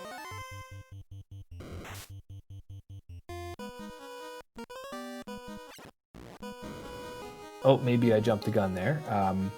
So while we wait for Jat to sort out the audio issues, Spell Zap is continuing on in Topher with some Frosties. Yep, according to Danny and our tracking notes, Spell Zap comes in just shy of 8 minutes behind Jat getting into Topher. Pardon me. Jat came in at 1:10:13, Spell Zap at 1:18:11, and I have the hiccups all of a sudden. Okay, so not quite the 2 to 3 minutes you called for. However, I feel like we should, for official purposes, compare Chaos start time, because I think that Spell Zap is going to go through Topher faster. Jat, have you joined us? Okay, I guess not. Discord is faking me out with the little microphone beeps. All right. While we're going here, I'm taking a look at Racetime GG. We have a couple more finishers. I'll call them out when we have our second on-stream runner finished, which will probably be Spell Zap in a couple minutes. Yep, so Spell Zap dropping a few Cure 4s, quickly healing up, and heading on to the carry floor. This is usually a pretty quick floor in terms of your way through it, and carry, we know, is nothing particularly dangerous in this particular seed. Right. This should go fairly quickly, especially with Blink and you miss it 1200 damage. Yeah, that black belt's not playing. And another fringe benefit to going with the black belt is that depending on magic, you may not have to be pushed into promoting, because promotion for the black belt is pretty pointless. It's actually a downgrade. So that's another good reason to go with black belt, and serving Spell Zap well. Although, I mean, Jat with the fighter comp did pull through substantially further ahead, and it was on decisioning. It was on finding those 2 loose items in Volcano sooner rather than later. Yes, indeed. I see Discord still continuing to ping at us. I'm not certain if Jat's got his audio issues fixed up yet, and as soon as I say that, Discord pings at me again. It must not like anybody tonight. Yeah, no, I think we should just wait until we hear his sultry voice as Goats Pirates goes through Sky. Goats Pirate making up some pretty good time here, about to light the 4th orb. Not that far behind Spell Zap, to be honest. Yeah, I mean, Goats Pirate has pretty much all of the equipment he needs. He did make a visit to the greater than less than room, so he does have the dragon armor on that night. So, short of finding a second ribbon somewhere, that knight's pretty much going to be untouchable at this point. Okay, so we've got a chaos fight on the screen. I guess I'll take this one if that's all right with you, Shadowed. Go right ahead.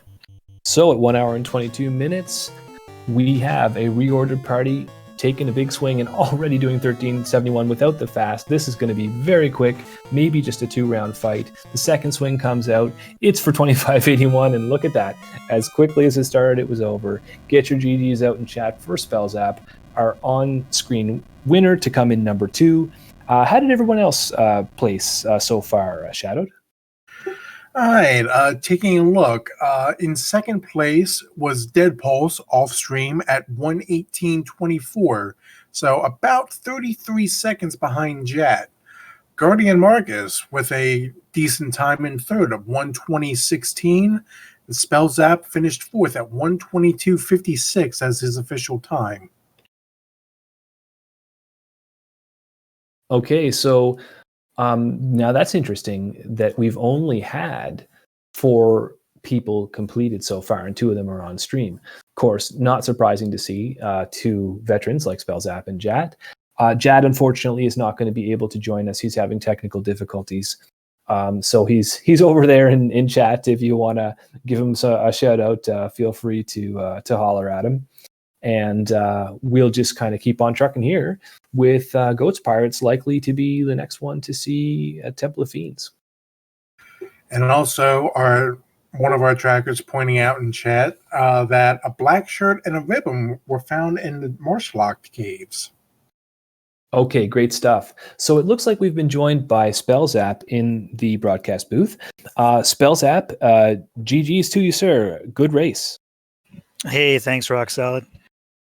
It was interesting. Yeah, tell us about it. I mean, we've got questions, but how are you feeling? Did you think you were going to come in the top 4, or did you feel behind? How did you feel? Yeah. I mean, I was pretty done with that seed by Ice Cave, and I was just like, you know what? Let's just go to 42, and then just punch the rest of the seed. And that was my thought. Yeah, I wanted to ask you about that. I'm newer to this game myself, and what I noticed was you pulled that eye trap tile down there in ice, but didn't immediately grind up your black belt. Instead, you went to the second trap tile, unfortunately took a wipe, and then came back, did the same thing again, took them out, and went back to the eye. And what I was wondering was, why not just do that eye grind right away? Originally, I was gonna level up as I go, and then maybe just get away with having like a 32 black belt. But then I died and I died a couple times in Marsh, and then by that point I was like, well, I'd rather just be safe and just get the levels and get out of there. Yeah, no, fair enough. And we noticed you going pretty early with the 2-man strategies because the black magic was so good and you had life 2 on your red mage. So we were thinking, okay, 2-man strats, walk and grind makes sense. Later on, though, you did bring the black mage back. Was that something that you planned to do all along, or was that more situational? I mean, you can get a couple levels, get a couple charges, grab like temper or something. But at that point, I mean, obviously like 47, 48, I didn't really need it, but get a couple charges on that black mage and then use them throughout Topher. You didn't really need any more levels than anybody else, so it wasn't like they were going to waste. So I was just like, well, okay, I'll bring it back, get a couple levels, maybe get above Lit 2, Fire 3 range, and then just use the black mage as a couple of charges. Yeah, fair enough. I mean, we did see Nuke at level 6, so you would have had a few of those. And yeah, in terms of getting the black mage out of harm's way, it's not like you're ever going to be able to level it enough to get it out of, well, nuke range and nuclear. So that all makes sense. How about you, Shadowed? Any questions for our winner here, our 4th place winner? The first one that comes to mind that I'm probably going to ask everyone is, what were your thoughts when you came across both of the loose items in the volcano? Yeah, well, it's kind of interesting you say that because I didn't come across both of them at first. I had gotten the floater and I left. And And the gamble, or rather the bet was, is slab plus waterfall going to give me my last key item, or is it going to be loose? And I lost that bet. So, I mean, you make that bet every time because it's 2-3 or 2-1 basically. But yeah, I mean, I had to go back to Volcano the second time and grab it, which was probably game losing. But you hate to see it. Yeah, I can tell you here in the commentary booth, we were spending an inordinate amount of time trying to figure out where the floater was, figuring it was one of the incentive chests, and it wasn't until it was almost too late that we realized, oh, wait, it's probably loose, isn't it? And that's about the time we actually saw it in the hairpins in Volcano. Yeah, the funny thing is, if it was swapped, if that was cube and floater was down deeper, I would have gone down first and grabbed it. I mean, I would have been done. I wouldn't have had to go to waterfall or turn in the slab. Yeah, I can definitely see that, given that how big of a necessity the floater is, especially with no northern docks on. So having to do a little bit more searching for it, I could see finding that down in the lower depths would be a little bit more advantageous for your routing. Yeah, it's always a matter of coulda, shoulda, woulda after a seed is done, isn't it? But yeah, no, and Spells app, I have to say, we were talking about this. Like, there's some places that you don't want your key item to be in. Hairpins is gotta be my least favorite. I'm going to skip that every time. So it makes sense to me that very few, nobody really checked that on their first way through, if I remember correctly. Yeah, it's one of those things where you go in there to save time in the worst case scenario first, rather than saving time on average, I guess. So it's sort of like a protection. Protection against that. But it saved me, but it also bit me, like we talked about. So, but yeah, I felt like the seed had a bunch of enemies with a bunch of different deadly things. Kind of above average. Did we see nukes on gators? Oh, I didn't see that, but in all of Marsh, I got destroyed, and I found the death touch on the birds in Ice Cave. That was kind of funny. Yeah, I think they normally cast Squint or something in the vanilla game, but instead they're just got it tacked under their claws. Yeah, and then you had the werewolves with the Quad X there early on. So that was another thing in that general area that was just more of a gigantic gesture in your direction. Yeah, it would have been funny too, because I went to Marsh Top because we had a loose, and I was planning on resetting out if we didn't get anything good, but I really wanted that Zeus Gauntlet and the X-Cal to sell, and then Sun Sword to swing. And then they left me with no exit charge for the way out, which was really really kind of annoying. So if you ever go to Marsh, just remember to bring 2 exit charges. One for top and one for bottom. Yeah. Right. So it looks like Goat's Pirate is on to Kraken 2. Maybe we'll return our attention for a moment to the action on screen. Taking a minute, though, to decide how to go about this as he shuffles around, ends up with Cure 4, and it looked like Harm 4, but it must have been Wall on that last white mage. Nah, he was looking at the spells, backed out of it, and decided to go for the white shirt, which against Kraken, probably a good idea until Kraken does that. Wow, Bane. I don't think we saw that. Spells App, did you see Bane from Kraken 2? I don't think any of the I didn't think I saw a single spell from any of the fiends. They died way too fast. Oh, they certainly did. Your black belt was handing out beatdowns like they were going out of style. 2-round chaos? Damn. Yeah, that 2,500 damage on the second round, that even made me wince. So Goat's Pirate, though, going for it like a champion, has the defense sword and probably the power bonk as well. Yes, he does. So this is definitely doable.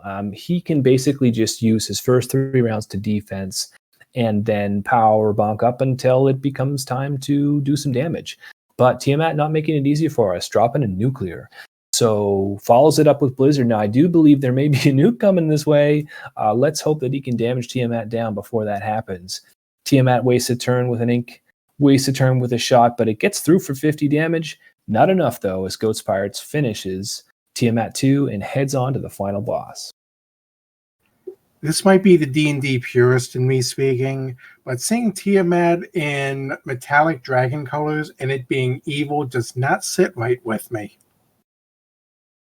Yeah, chaotic evil dragon. And this actually could be some trouble. 3 hard-hitting worms and they're unrunnable. So Goat's Pirate is going to have to treat this like a boss fight and basically buff up in order to take them out. Well, on the flip side, it'll be good last-minute levels for a few extra points in health for him if he manages to get through this. Yeah, which he certainly will, although he has been damaged down to 255. I'm starting to get a bit nervous if I'm Goat's Pirate. Zero Cool pulling Tiamat 1, so still has a bit of ground to make up against the on-screen runners as Goat's Pirates takes a wipe not to any of the bosses, but to a trash fight on Tiamat floor. That has got to sting. Yeah, and that last one was a critical, so even if you had 3 defense sword uses up, that was still getting through no matter what. That absolutely stings. So it looks like Goat's Pirate is going to make sure that they have access to all of the key items.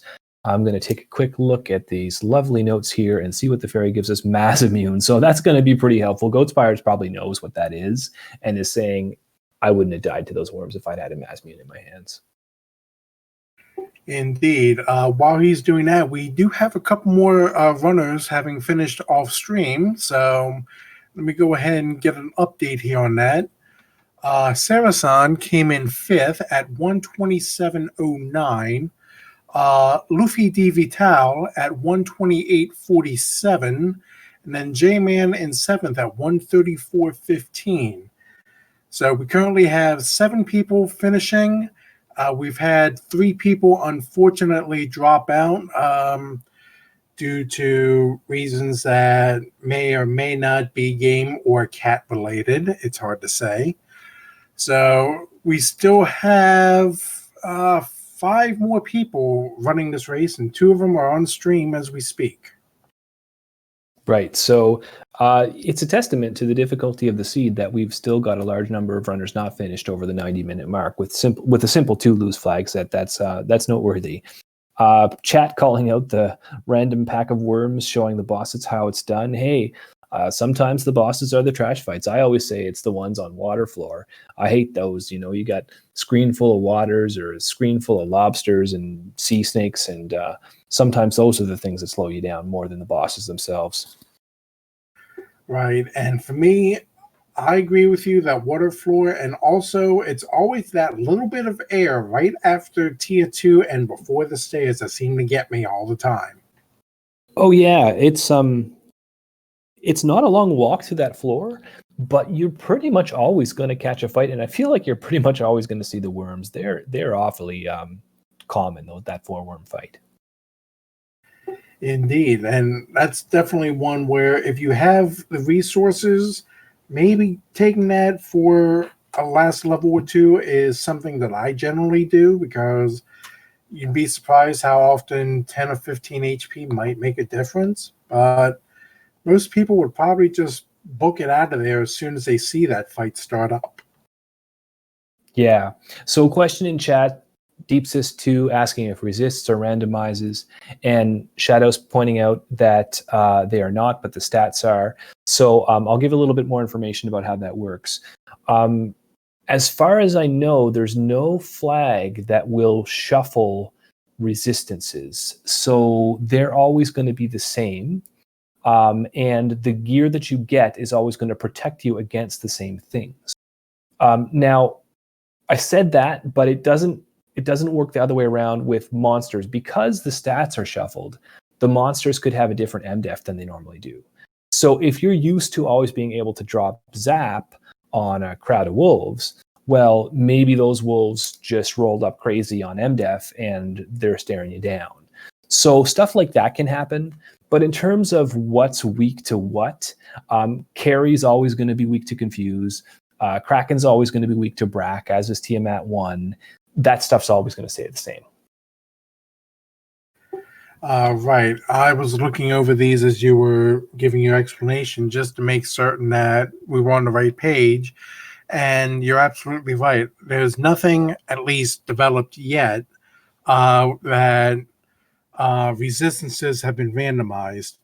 Now, if you're going to use one of our other flags that rarely gets seen, which is an Randomizer flag, and it creates brand new enemies out of whole cloth, then you might have some interesting things to come across. But that's one that you really see broadcast. Yeah, I don't think I've seen Randomizer used yet. Although there was something funny going on with the Pro Jared playthrough that Fizzle reviewed. That's something I've been meaning to look at and haven't yet because I just simply don't have enough time in the day to do everything. Yeah, well, that's a fair enough point. But it's quite entertaining. I recommend it. And you can learn a few things too if I got Fizzle and chat commentating along with it. So we do have Goat's Pirate taking on, it looks like, Carry 2 at this point. Yeah, after picking up that Mazmune, probably going to have a little bit better luck getting to Chaos. What do you think? It's definitely possible. As it stands right now, well, there goes Carry 2, right as I was getting ready to say something complimentary about Carry's outfit on the evening. So, shows you how little attention they pay me. Yeah, no, Goat's Pirate is going with a fun percent flag that randomizes the palettes of the enemies. So that's why the waters look like they've got maybe a ghoul palette or a zombo palette going on there. I personally don't like running with that turned on because it confuses me about what I'm facing. Sometimes the color is the best cue, and I have a hard time with that. But well, not everybody is as easily confused as I am. Oh, that's the fun. That's the good thing about fun thing. You don't have no one plays everything the same way. Me, for instance, I play without that spell flashing and the damage floor flickering turned on because I don't need to be having bright lights going in my eyes every half second. So, to each their own, and on occasion, I might play with the palette swaps, but generally, I'm in the same boat with you on that. I just prefer to leave it as is. Yep. So, Kraken doing what Kraken does and taking up the white range early. I'm telling you, it is a thing. Don't tell me that it's not. I know you and I are on the same page here, but I'm just talking to the world in general when I say that. So the rest of them, though, are going to be able to get through the fight, probably. And there's pain. That was the problem last time. But this time, we've got the fighter making it through with the black mage. Now, the question is, does the fighter have life? I don't think we saw that low enough. So we may be looking at another tight situation with just 2 light warriors left to take on Tiamat. The knight wouldn't have life anyway. Life 2 was at level 4, and knight can only go up to 3 if memory serves. You're absolutely correct. White level magic at level 4 is out of reach, including some of the ones at level 3. So, yeah, that's not the best. But in a better situation than before, does have the Mazmune and does still have the black for now. Yep. Meanwhile, we have now this isn't the Lich's Revenge season, so we can't call this Crypto the Necro Dancer going on.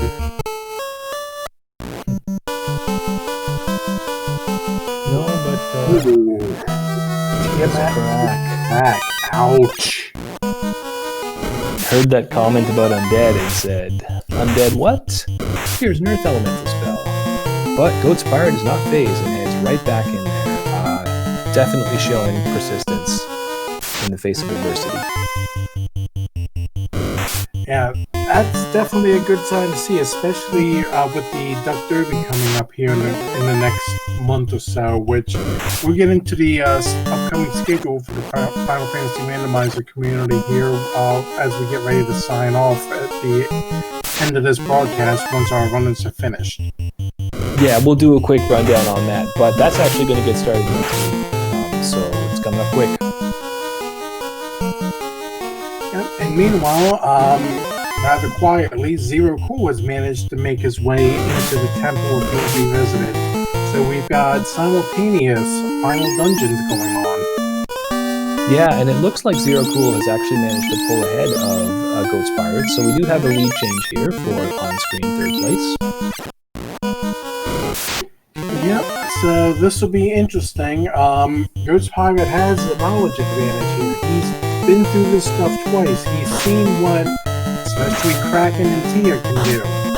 So it's a question of, can he adjust his strategy fast enough and well enough to avoid getting banged into oblivion? Yep, and Spellzap ducking out of the booth. Just wanted to say thanks for checking in with us, and let's see who comes up next on number 3rd. So Zero Cool taking out some rock rolls. That's some good experience. Right, and judging from the level of health the Black Belt Bear has, might not be a bad idea to try to do a little bit more of a walking grind on enemies that are worth it. These Earths, definitely not that. At 25, 32 is probably a bit out of reach at this point. But we'll see what happens here as he pulls Lich 2 for the first time. Yep, so showing a bit of respect for Lich, dropping the temper on his black belt. Now, it looks like this black belt's not hitting quite as hard as Spellzap's was, but still doing some damage, and wow, look at that nuke coming. Yep, and simultaneous Lich 2 kills. You'll love to see it.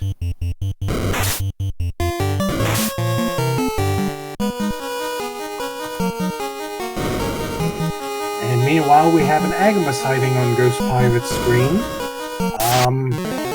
Fortunately, we didn't get too many Agamas in, so kind of bearing on the Agama facts tonight. Yep, no, of course, the Agama facts, a community staple. We like to rattle those off, especially during Agama grinds, but instead, we're treated to a simultaneous Fury 2 fight. Yep, this looks like this might be neck and neck going the entire way here. I think the advantage is going to be with Ghost Pirate because, as mentioned before, the knowledge, and also higher levels with the Mazamir. Yep, and that's a good point.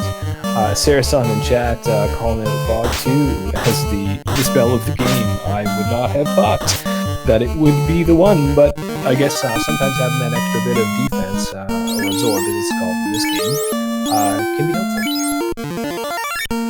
Yeah, it's definitely helpful if you're trying to make a run and Invis 2 happens to decide it wants to fall at 8th level and you don't bring a white mage with you.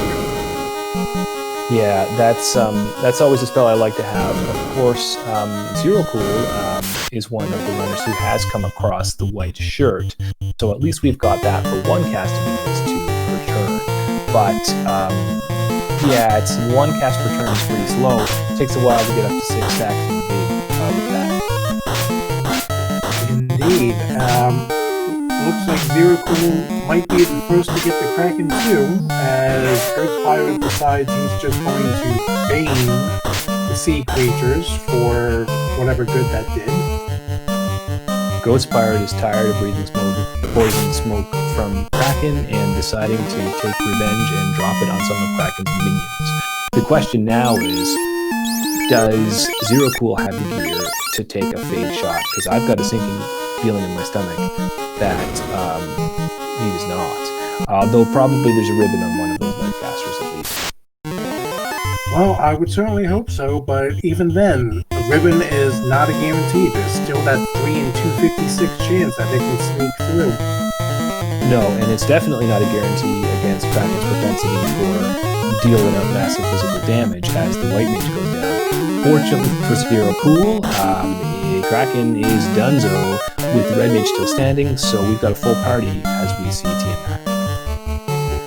Well, I admit I was looking at the Discord to make certain that I had most of my notes situated. I missed how quick that went down for Zero. Yeah, Kraken 2 does seem to have rolled down substantially on health, so that's something that can happen when you've got a 50 to 150 scaling on the boss. They could be up to, or as low as half of their existing health, which I think with Kraken 2 is going to be 1,000 base, and so it could roll down as far as 500. Probably not perfectly exactly on the nose there, but anyways, it could be less than 1,000. I believe you're right, because I believe it goes 6, 8, 10, 12, 20 for your 3 fights in Chaos. I don't have the paperwork in front of me to double check that. Yeah, so Zero Cool also getting treated to a little going away party on the air floor, but gets the runaway that Goatspire did not. Goatspire is going in for round 4 with Tiamat. Let's see if this time they are successful. Zero Cool doing the traditional heel right in front of Garland to give him absolutely no respect.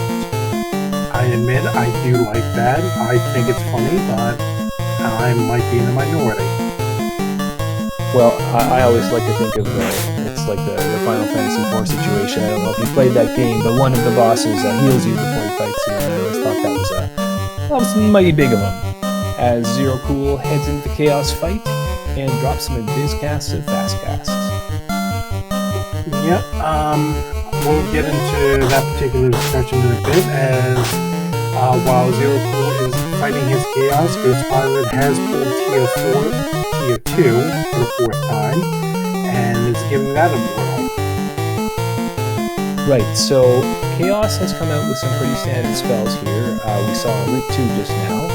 So Zero Cool's feeling pretty good. Got the fast cast off on the Black Belt and is now walling to make sure that thing stays standing. We're going to see a Temper cast from the Red Mage and a swing from the Black Belt. We know that Chaos has got less than 3,000 HP. Maybe somewhere between 1 and 2. So that big hit for 17-16 was all we needed. Get your GGs out in chat for Zero Cool, who finishes with approximately 1 hour and 15 minutes of time. Looking over at our racetime.gg room, we've had Bob Draven finish in the meantime in 8th place at 145.25. Zero Cool finishes in 9th at 150.27. There are still 3 more people running in this race, Ghost Pirates being one of them.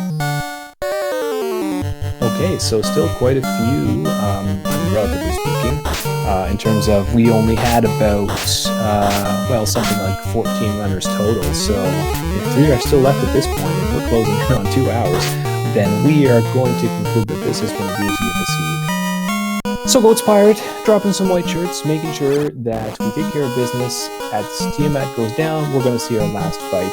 I believe this one's yours, Shadow. Yep, as he actually gets into the Chaos floor this time, so no going away party in this go around.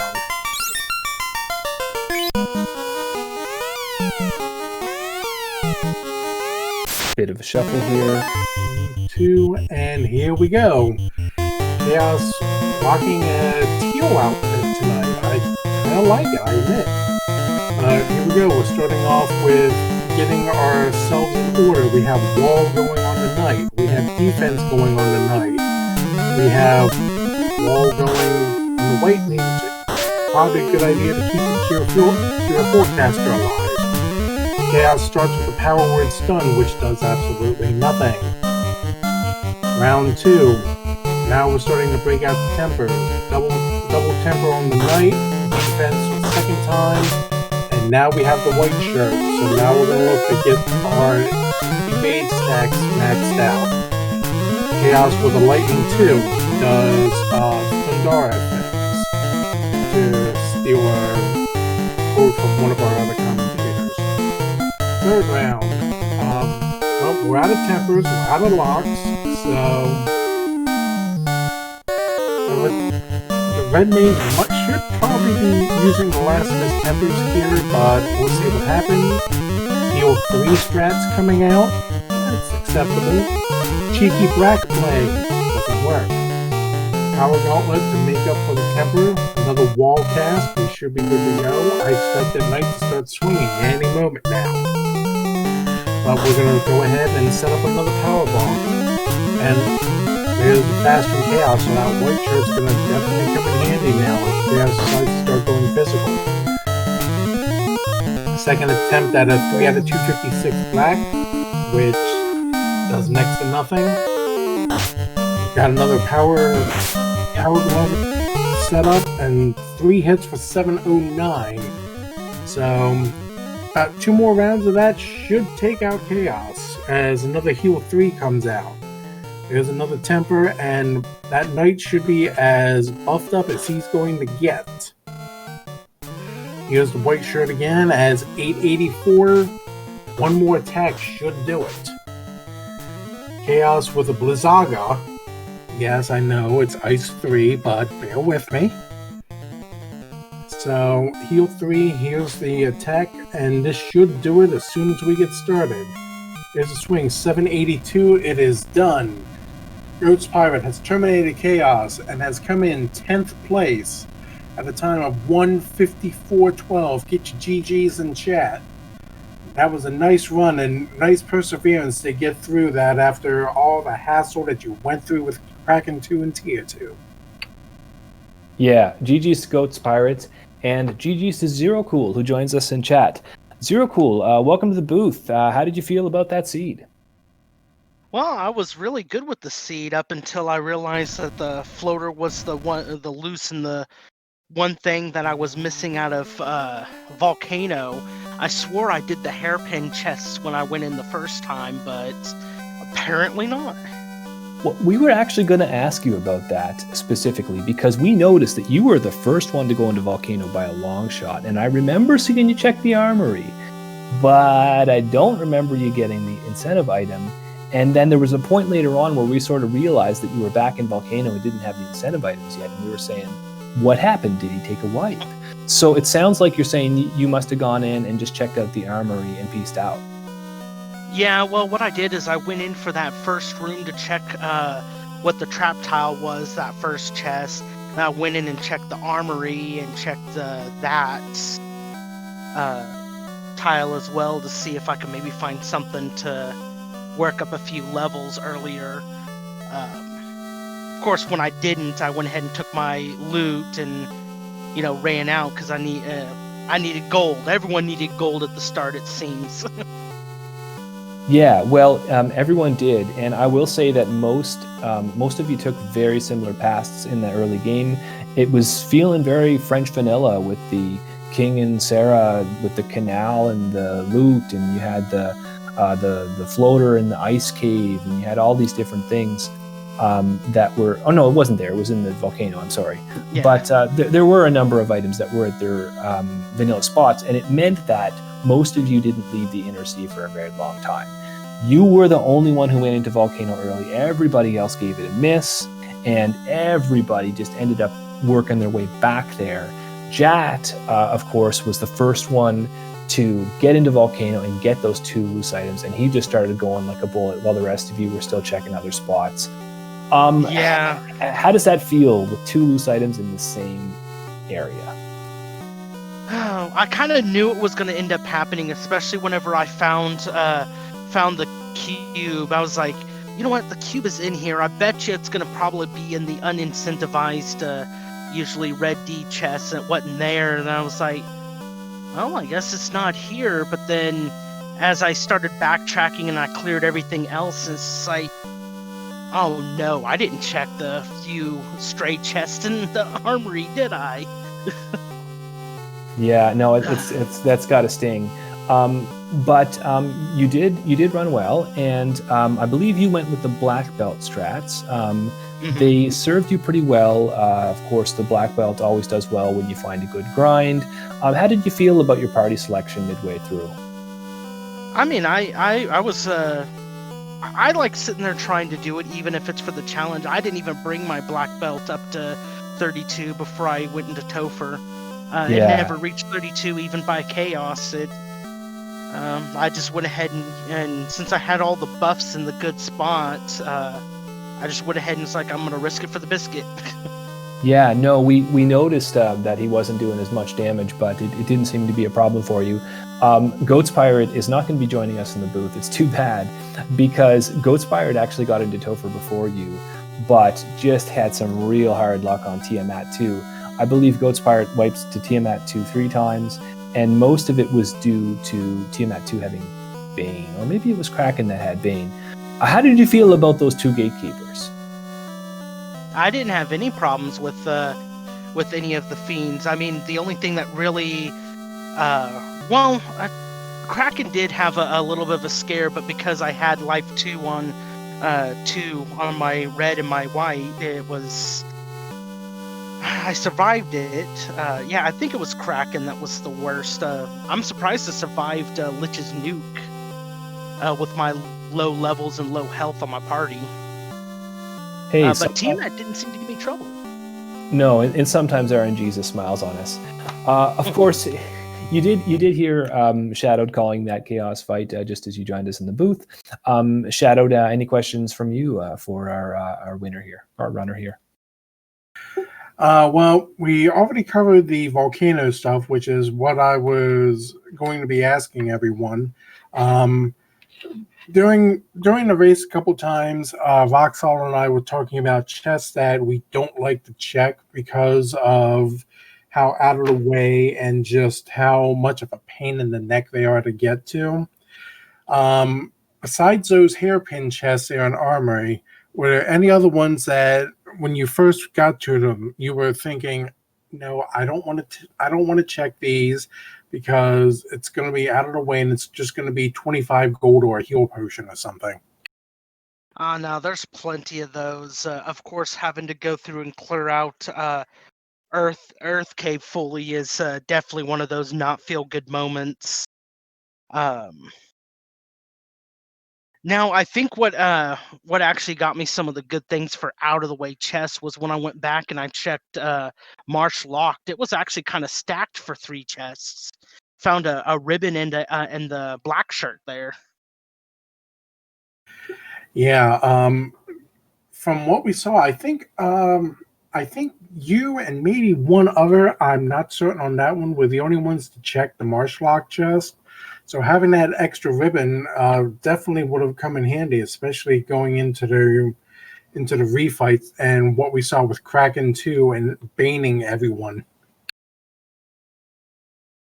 I don't think I saw Bane off of Kraken 2, unless I'm not remembering correctly. No, that was Goats Pirate who ran into the Bane, I think 3 times, and that's what led to his hassles with Tia 2 because his life casters just kept getting dropped. But it's also didn't hurt that Kraken apparently rolled rather low on his health this time around, so you were able to take out Kraken before the Bane came out, and that certainly helped you in terms of getting through it overall in one piece. Yeah, and it just ended up working out in my favor, though, of course. So I ended up finishing 35 minutes behind. Well, I will admit that's still better than my first time being on stream doing a race because I was 34 minutes behind, took a wipe at Chaos and said, I'm not wasting anyone else's time. So GG's on you for getting through that run. That was a rather difficult seed for it being a Duckling Boot Camp first week seed. Oh, I definitely had fun, and I appreciate the I appreciate the harder seeds. I'm even doing some of the iron goal stuff because, I like the challenge. I like the, out of the ordinary. I think it helps with the overall routing and skill. Yes, indeed. Just takes a lot of practice, and some of the harder flags, it just helps you build up your skill a little bit more quickly, which is something I really should be doing more of. But again, it's that pesky thing called a lack of time in the day. Good points. I think we're going to do our wrap up soon. It's getting pretty late here, but I just wanted to jump in with one last little question from chat here. Goatspired asking if you guys had ribbons, and I know some of our runners did. Zero Cool, did you have both ribbons or just one? I had 2 ribbons. Okay, 2 ribbons, so that'll definitely help. There was a ribbon in... Oh, where the heck were they? Too much time has passed. I don't recall anymore. But there were 2 ribbons out there somewhere. It looks like one was in Earth, so the other one was in March Locked. Okay, great stuff. So yeah, let's get this show on the road here. Shadow, did you want to do any scheduling or community shoutouts before we do the wrap up? Yeah, I figure we can go ahead and get the bills paid real quick before we give Randomania the channel back. So for those of you who've been watching and aren't already a member of the Discord and you like what you see and you want to learn more about it, we have a Final Fantasy Randomizer Discord you can join. We have weekly races for Ducklings, our new player program. We have challenge seeds for weeklies. We also have the Iron Gold for fun competition, which is essentially treated. Think of it like boxing or MMA, where you have ranks and you challenge the people above you to flag set of your choice and race it out and just have fun with it. Coming up for our schedule here on the Twitch field of streaming networks, this Thursday, 10:30 p.m. Eastern, is our weekly speed gaming race. Channel is yet to be determined. Saturday, speaking of our Iron Goal, our weekly Iron Goal Red Ankle Rumble race is Saturday evening, 10 p.m. Eastern. Sunday on the 17th, Caleb versus Reese Wolf in an Iron Goal rank match at 2 p.m., also on Speed Gaming. The next 4 weeks, these community races will not be held. Instead, we will be having our Winter Duck Derby featuring a number of the newer players to the Final Fantasy Randomizer community. Rock Solid and I are both members of that, so you may see us actually racing on stream instead of talking into the void for 2 hours at a time. Those races will be happening at 9 p.m. Eastern, Mondays on the 18th and 25th of January, and the 1st and the 8th of February. And we will be having 3 broadcasts each night, one on Speed Gaming, one on Randomania, and one on RPG Limit Break. In addition, here on Randomania, on January 31st, we have a mini tournament for what we call Chaos Rampage flags, which are usually quick seeds that run about 40 to 45 minutes. That starts, I believe, at 3 p.m. Eastern on the 31st. And as we get closer to that, we'll have more details for you. I do want to thank our runners for gracing us with their presence tonight and giving us a couple hours of solid entertainment. I also want to thank our crew in the background, Chanigan and Danny3883, our 2 trackers.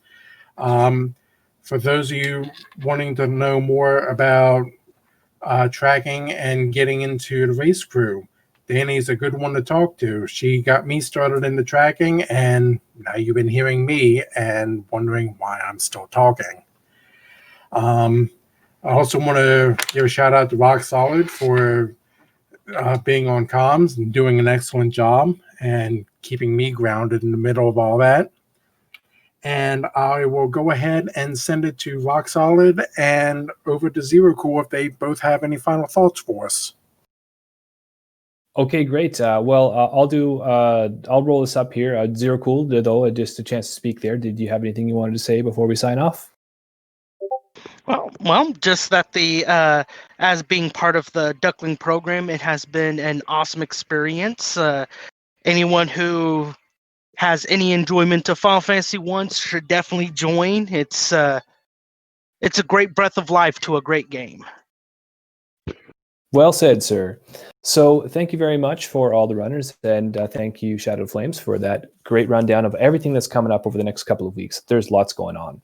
So it's time for us to sign off. This has been a Final Fantasy Randomizer community race on Randomania. And big thanks to our broadcast partner, Randomania. We couldn't do the show without the stage. Duckling Derby is a big deal for us, and it's starting next week, so make sure you don't miss it. It'll be here on Randomania. But that's going to do it for us, folks. Hope you had as much fun watching as we had putting the show on for you. Until next time, keep your head up, and don't forget to go fast.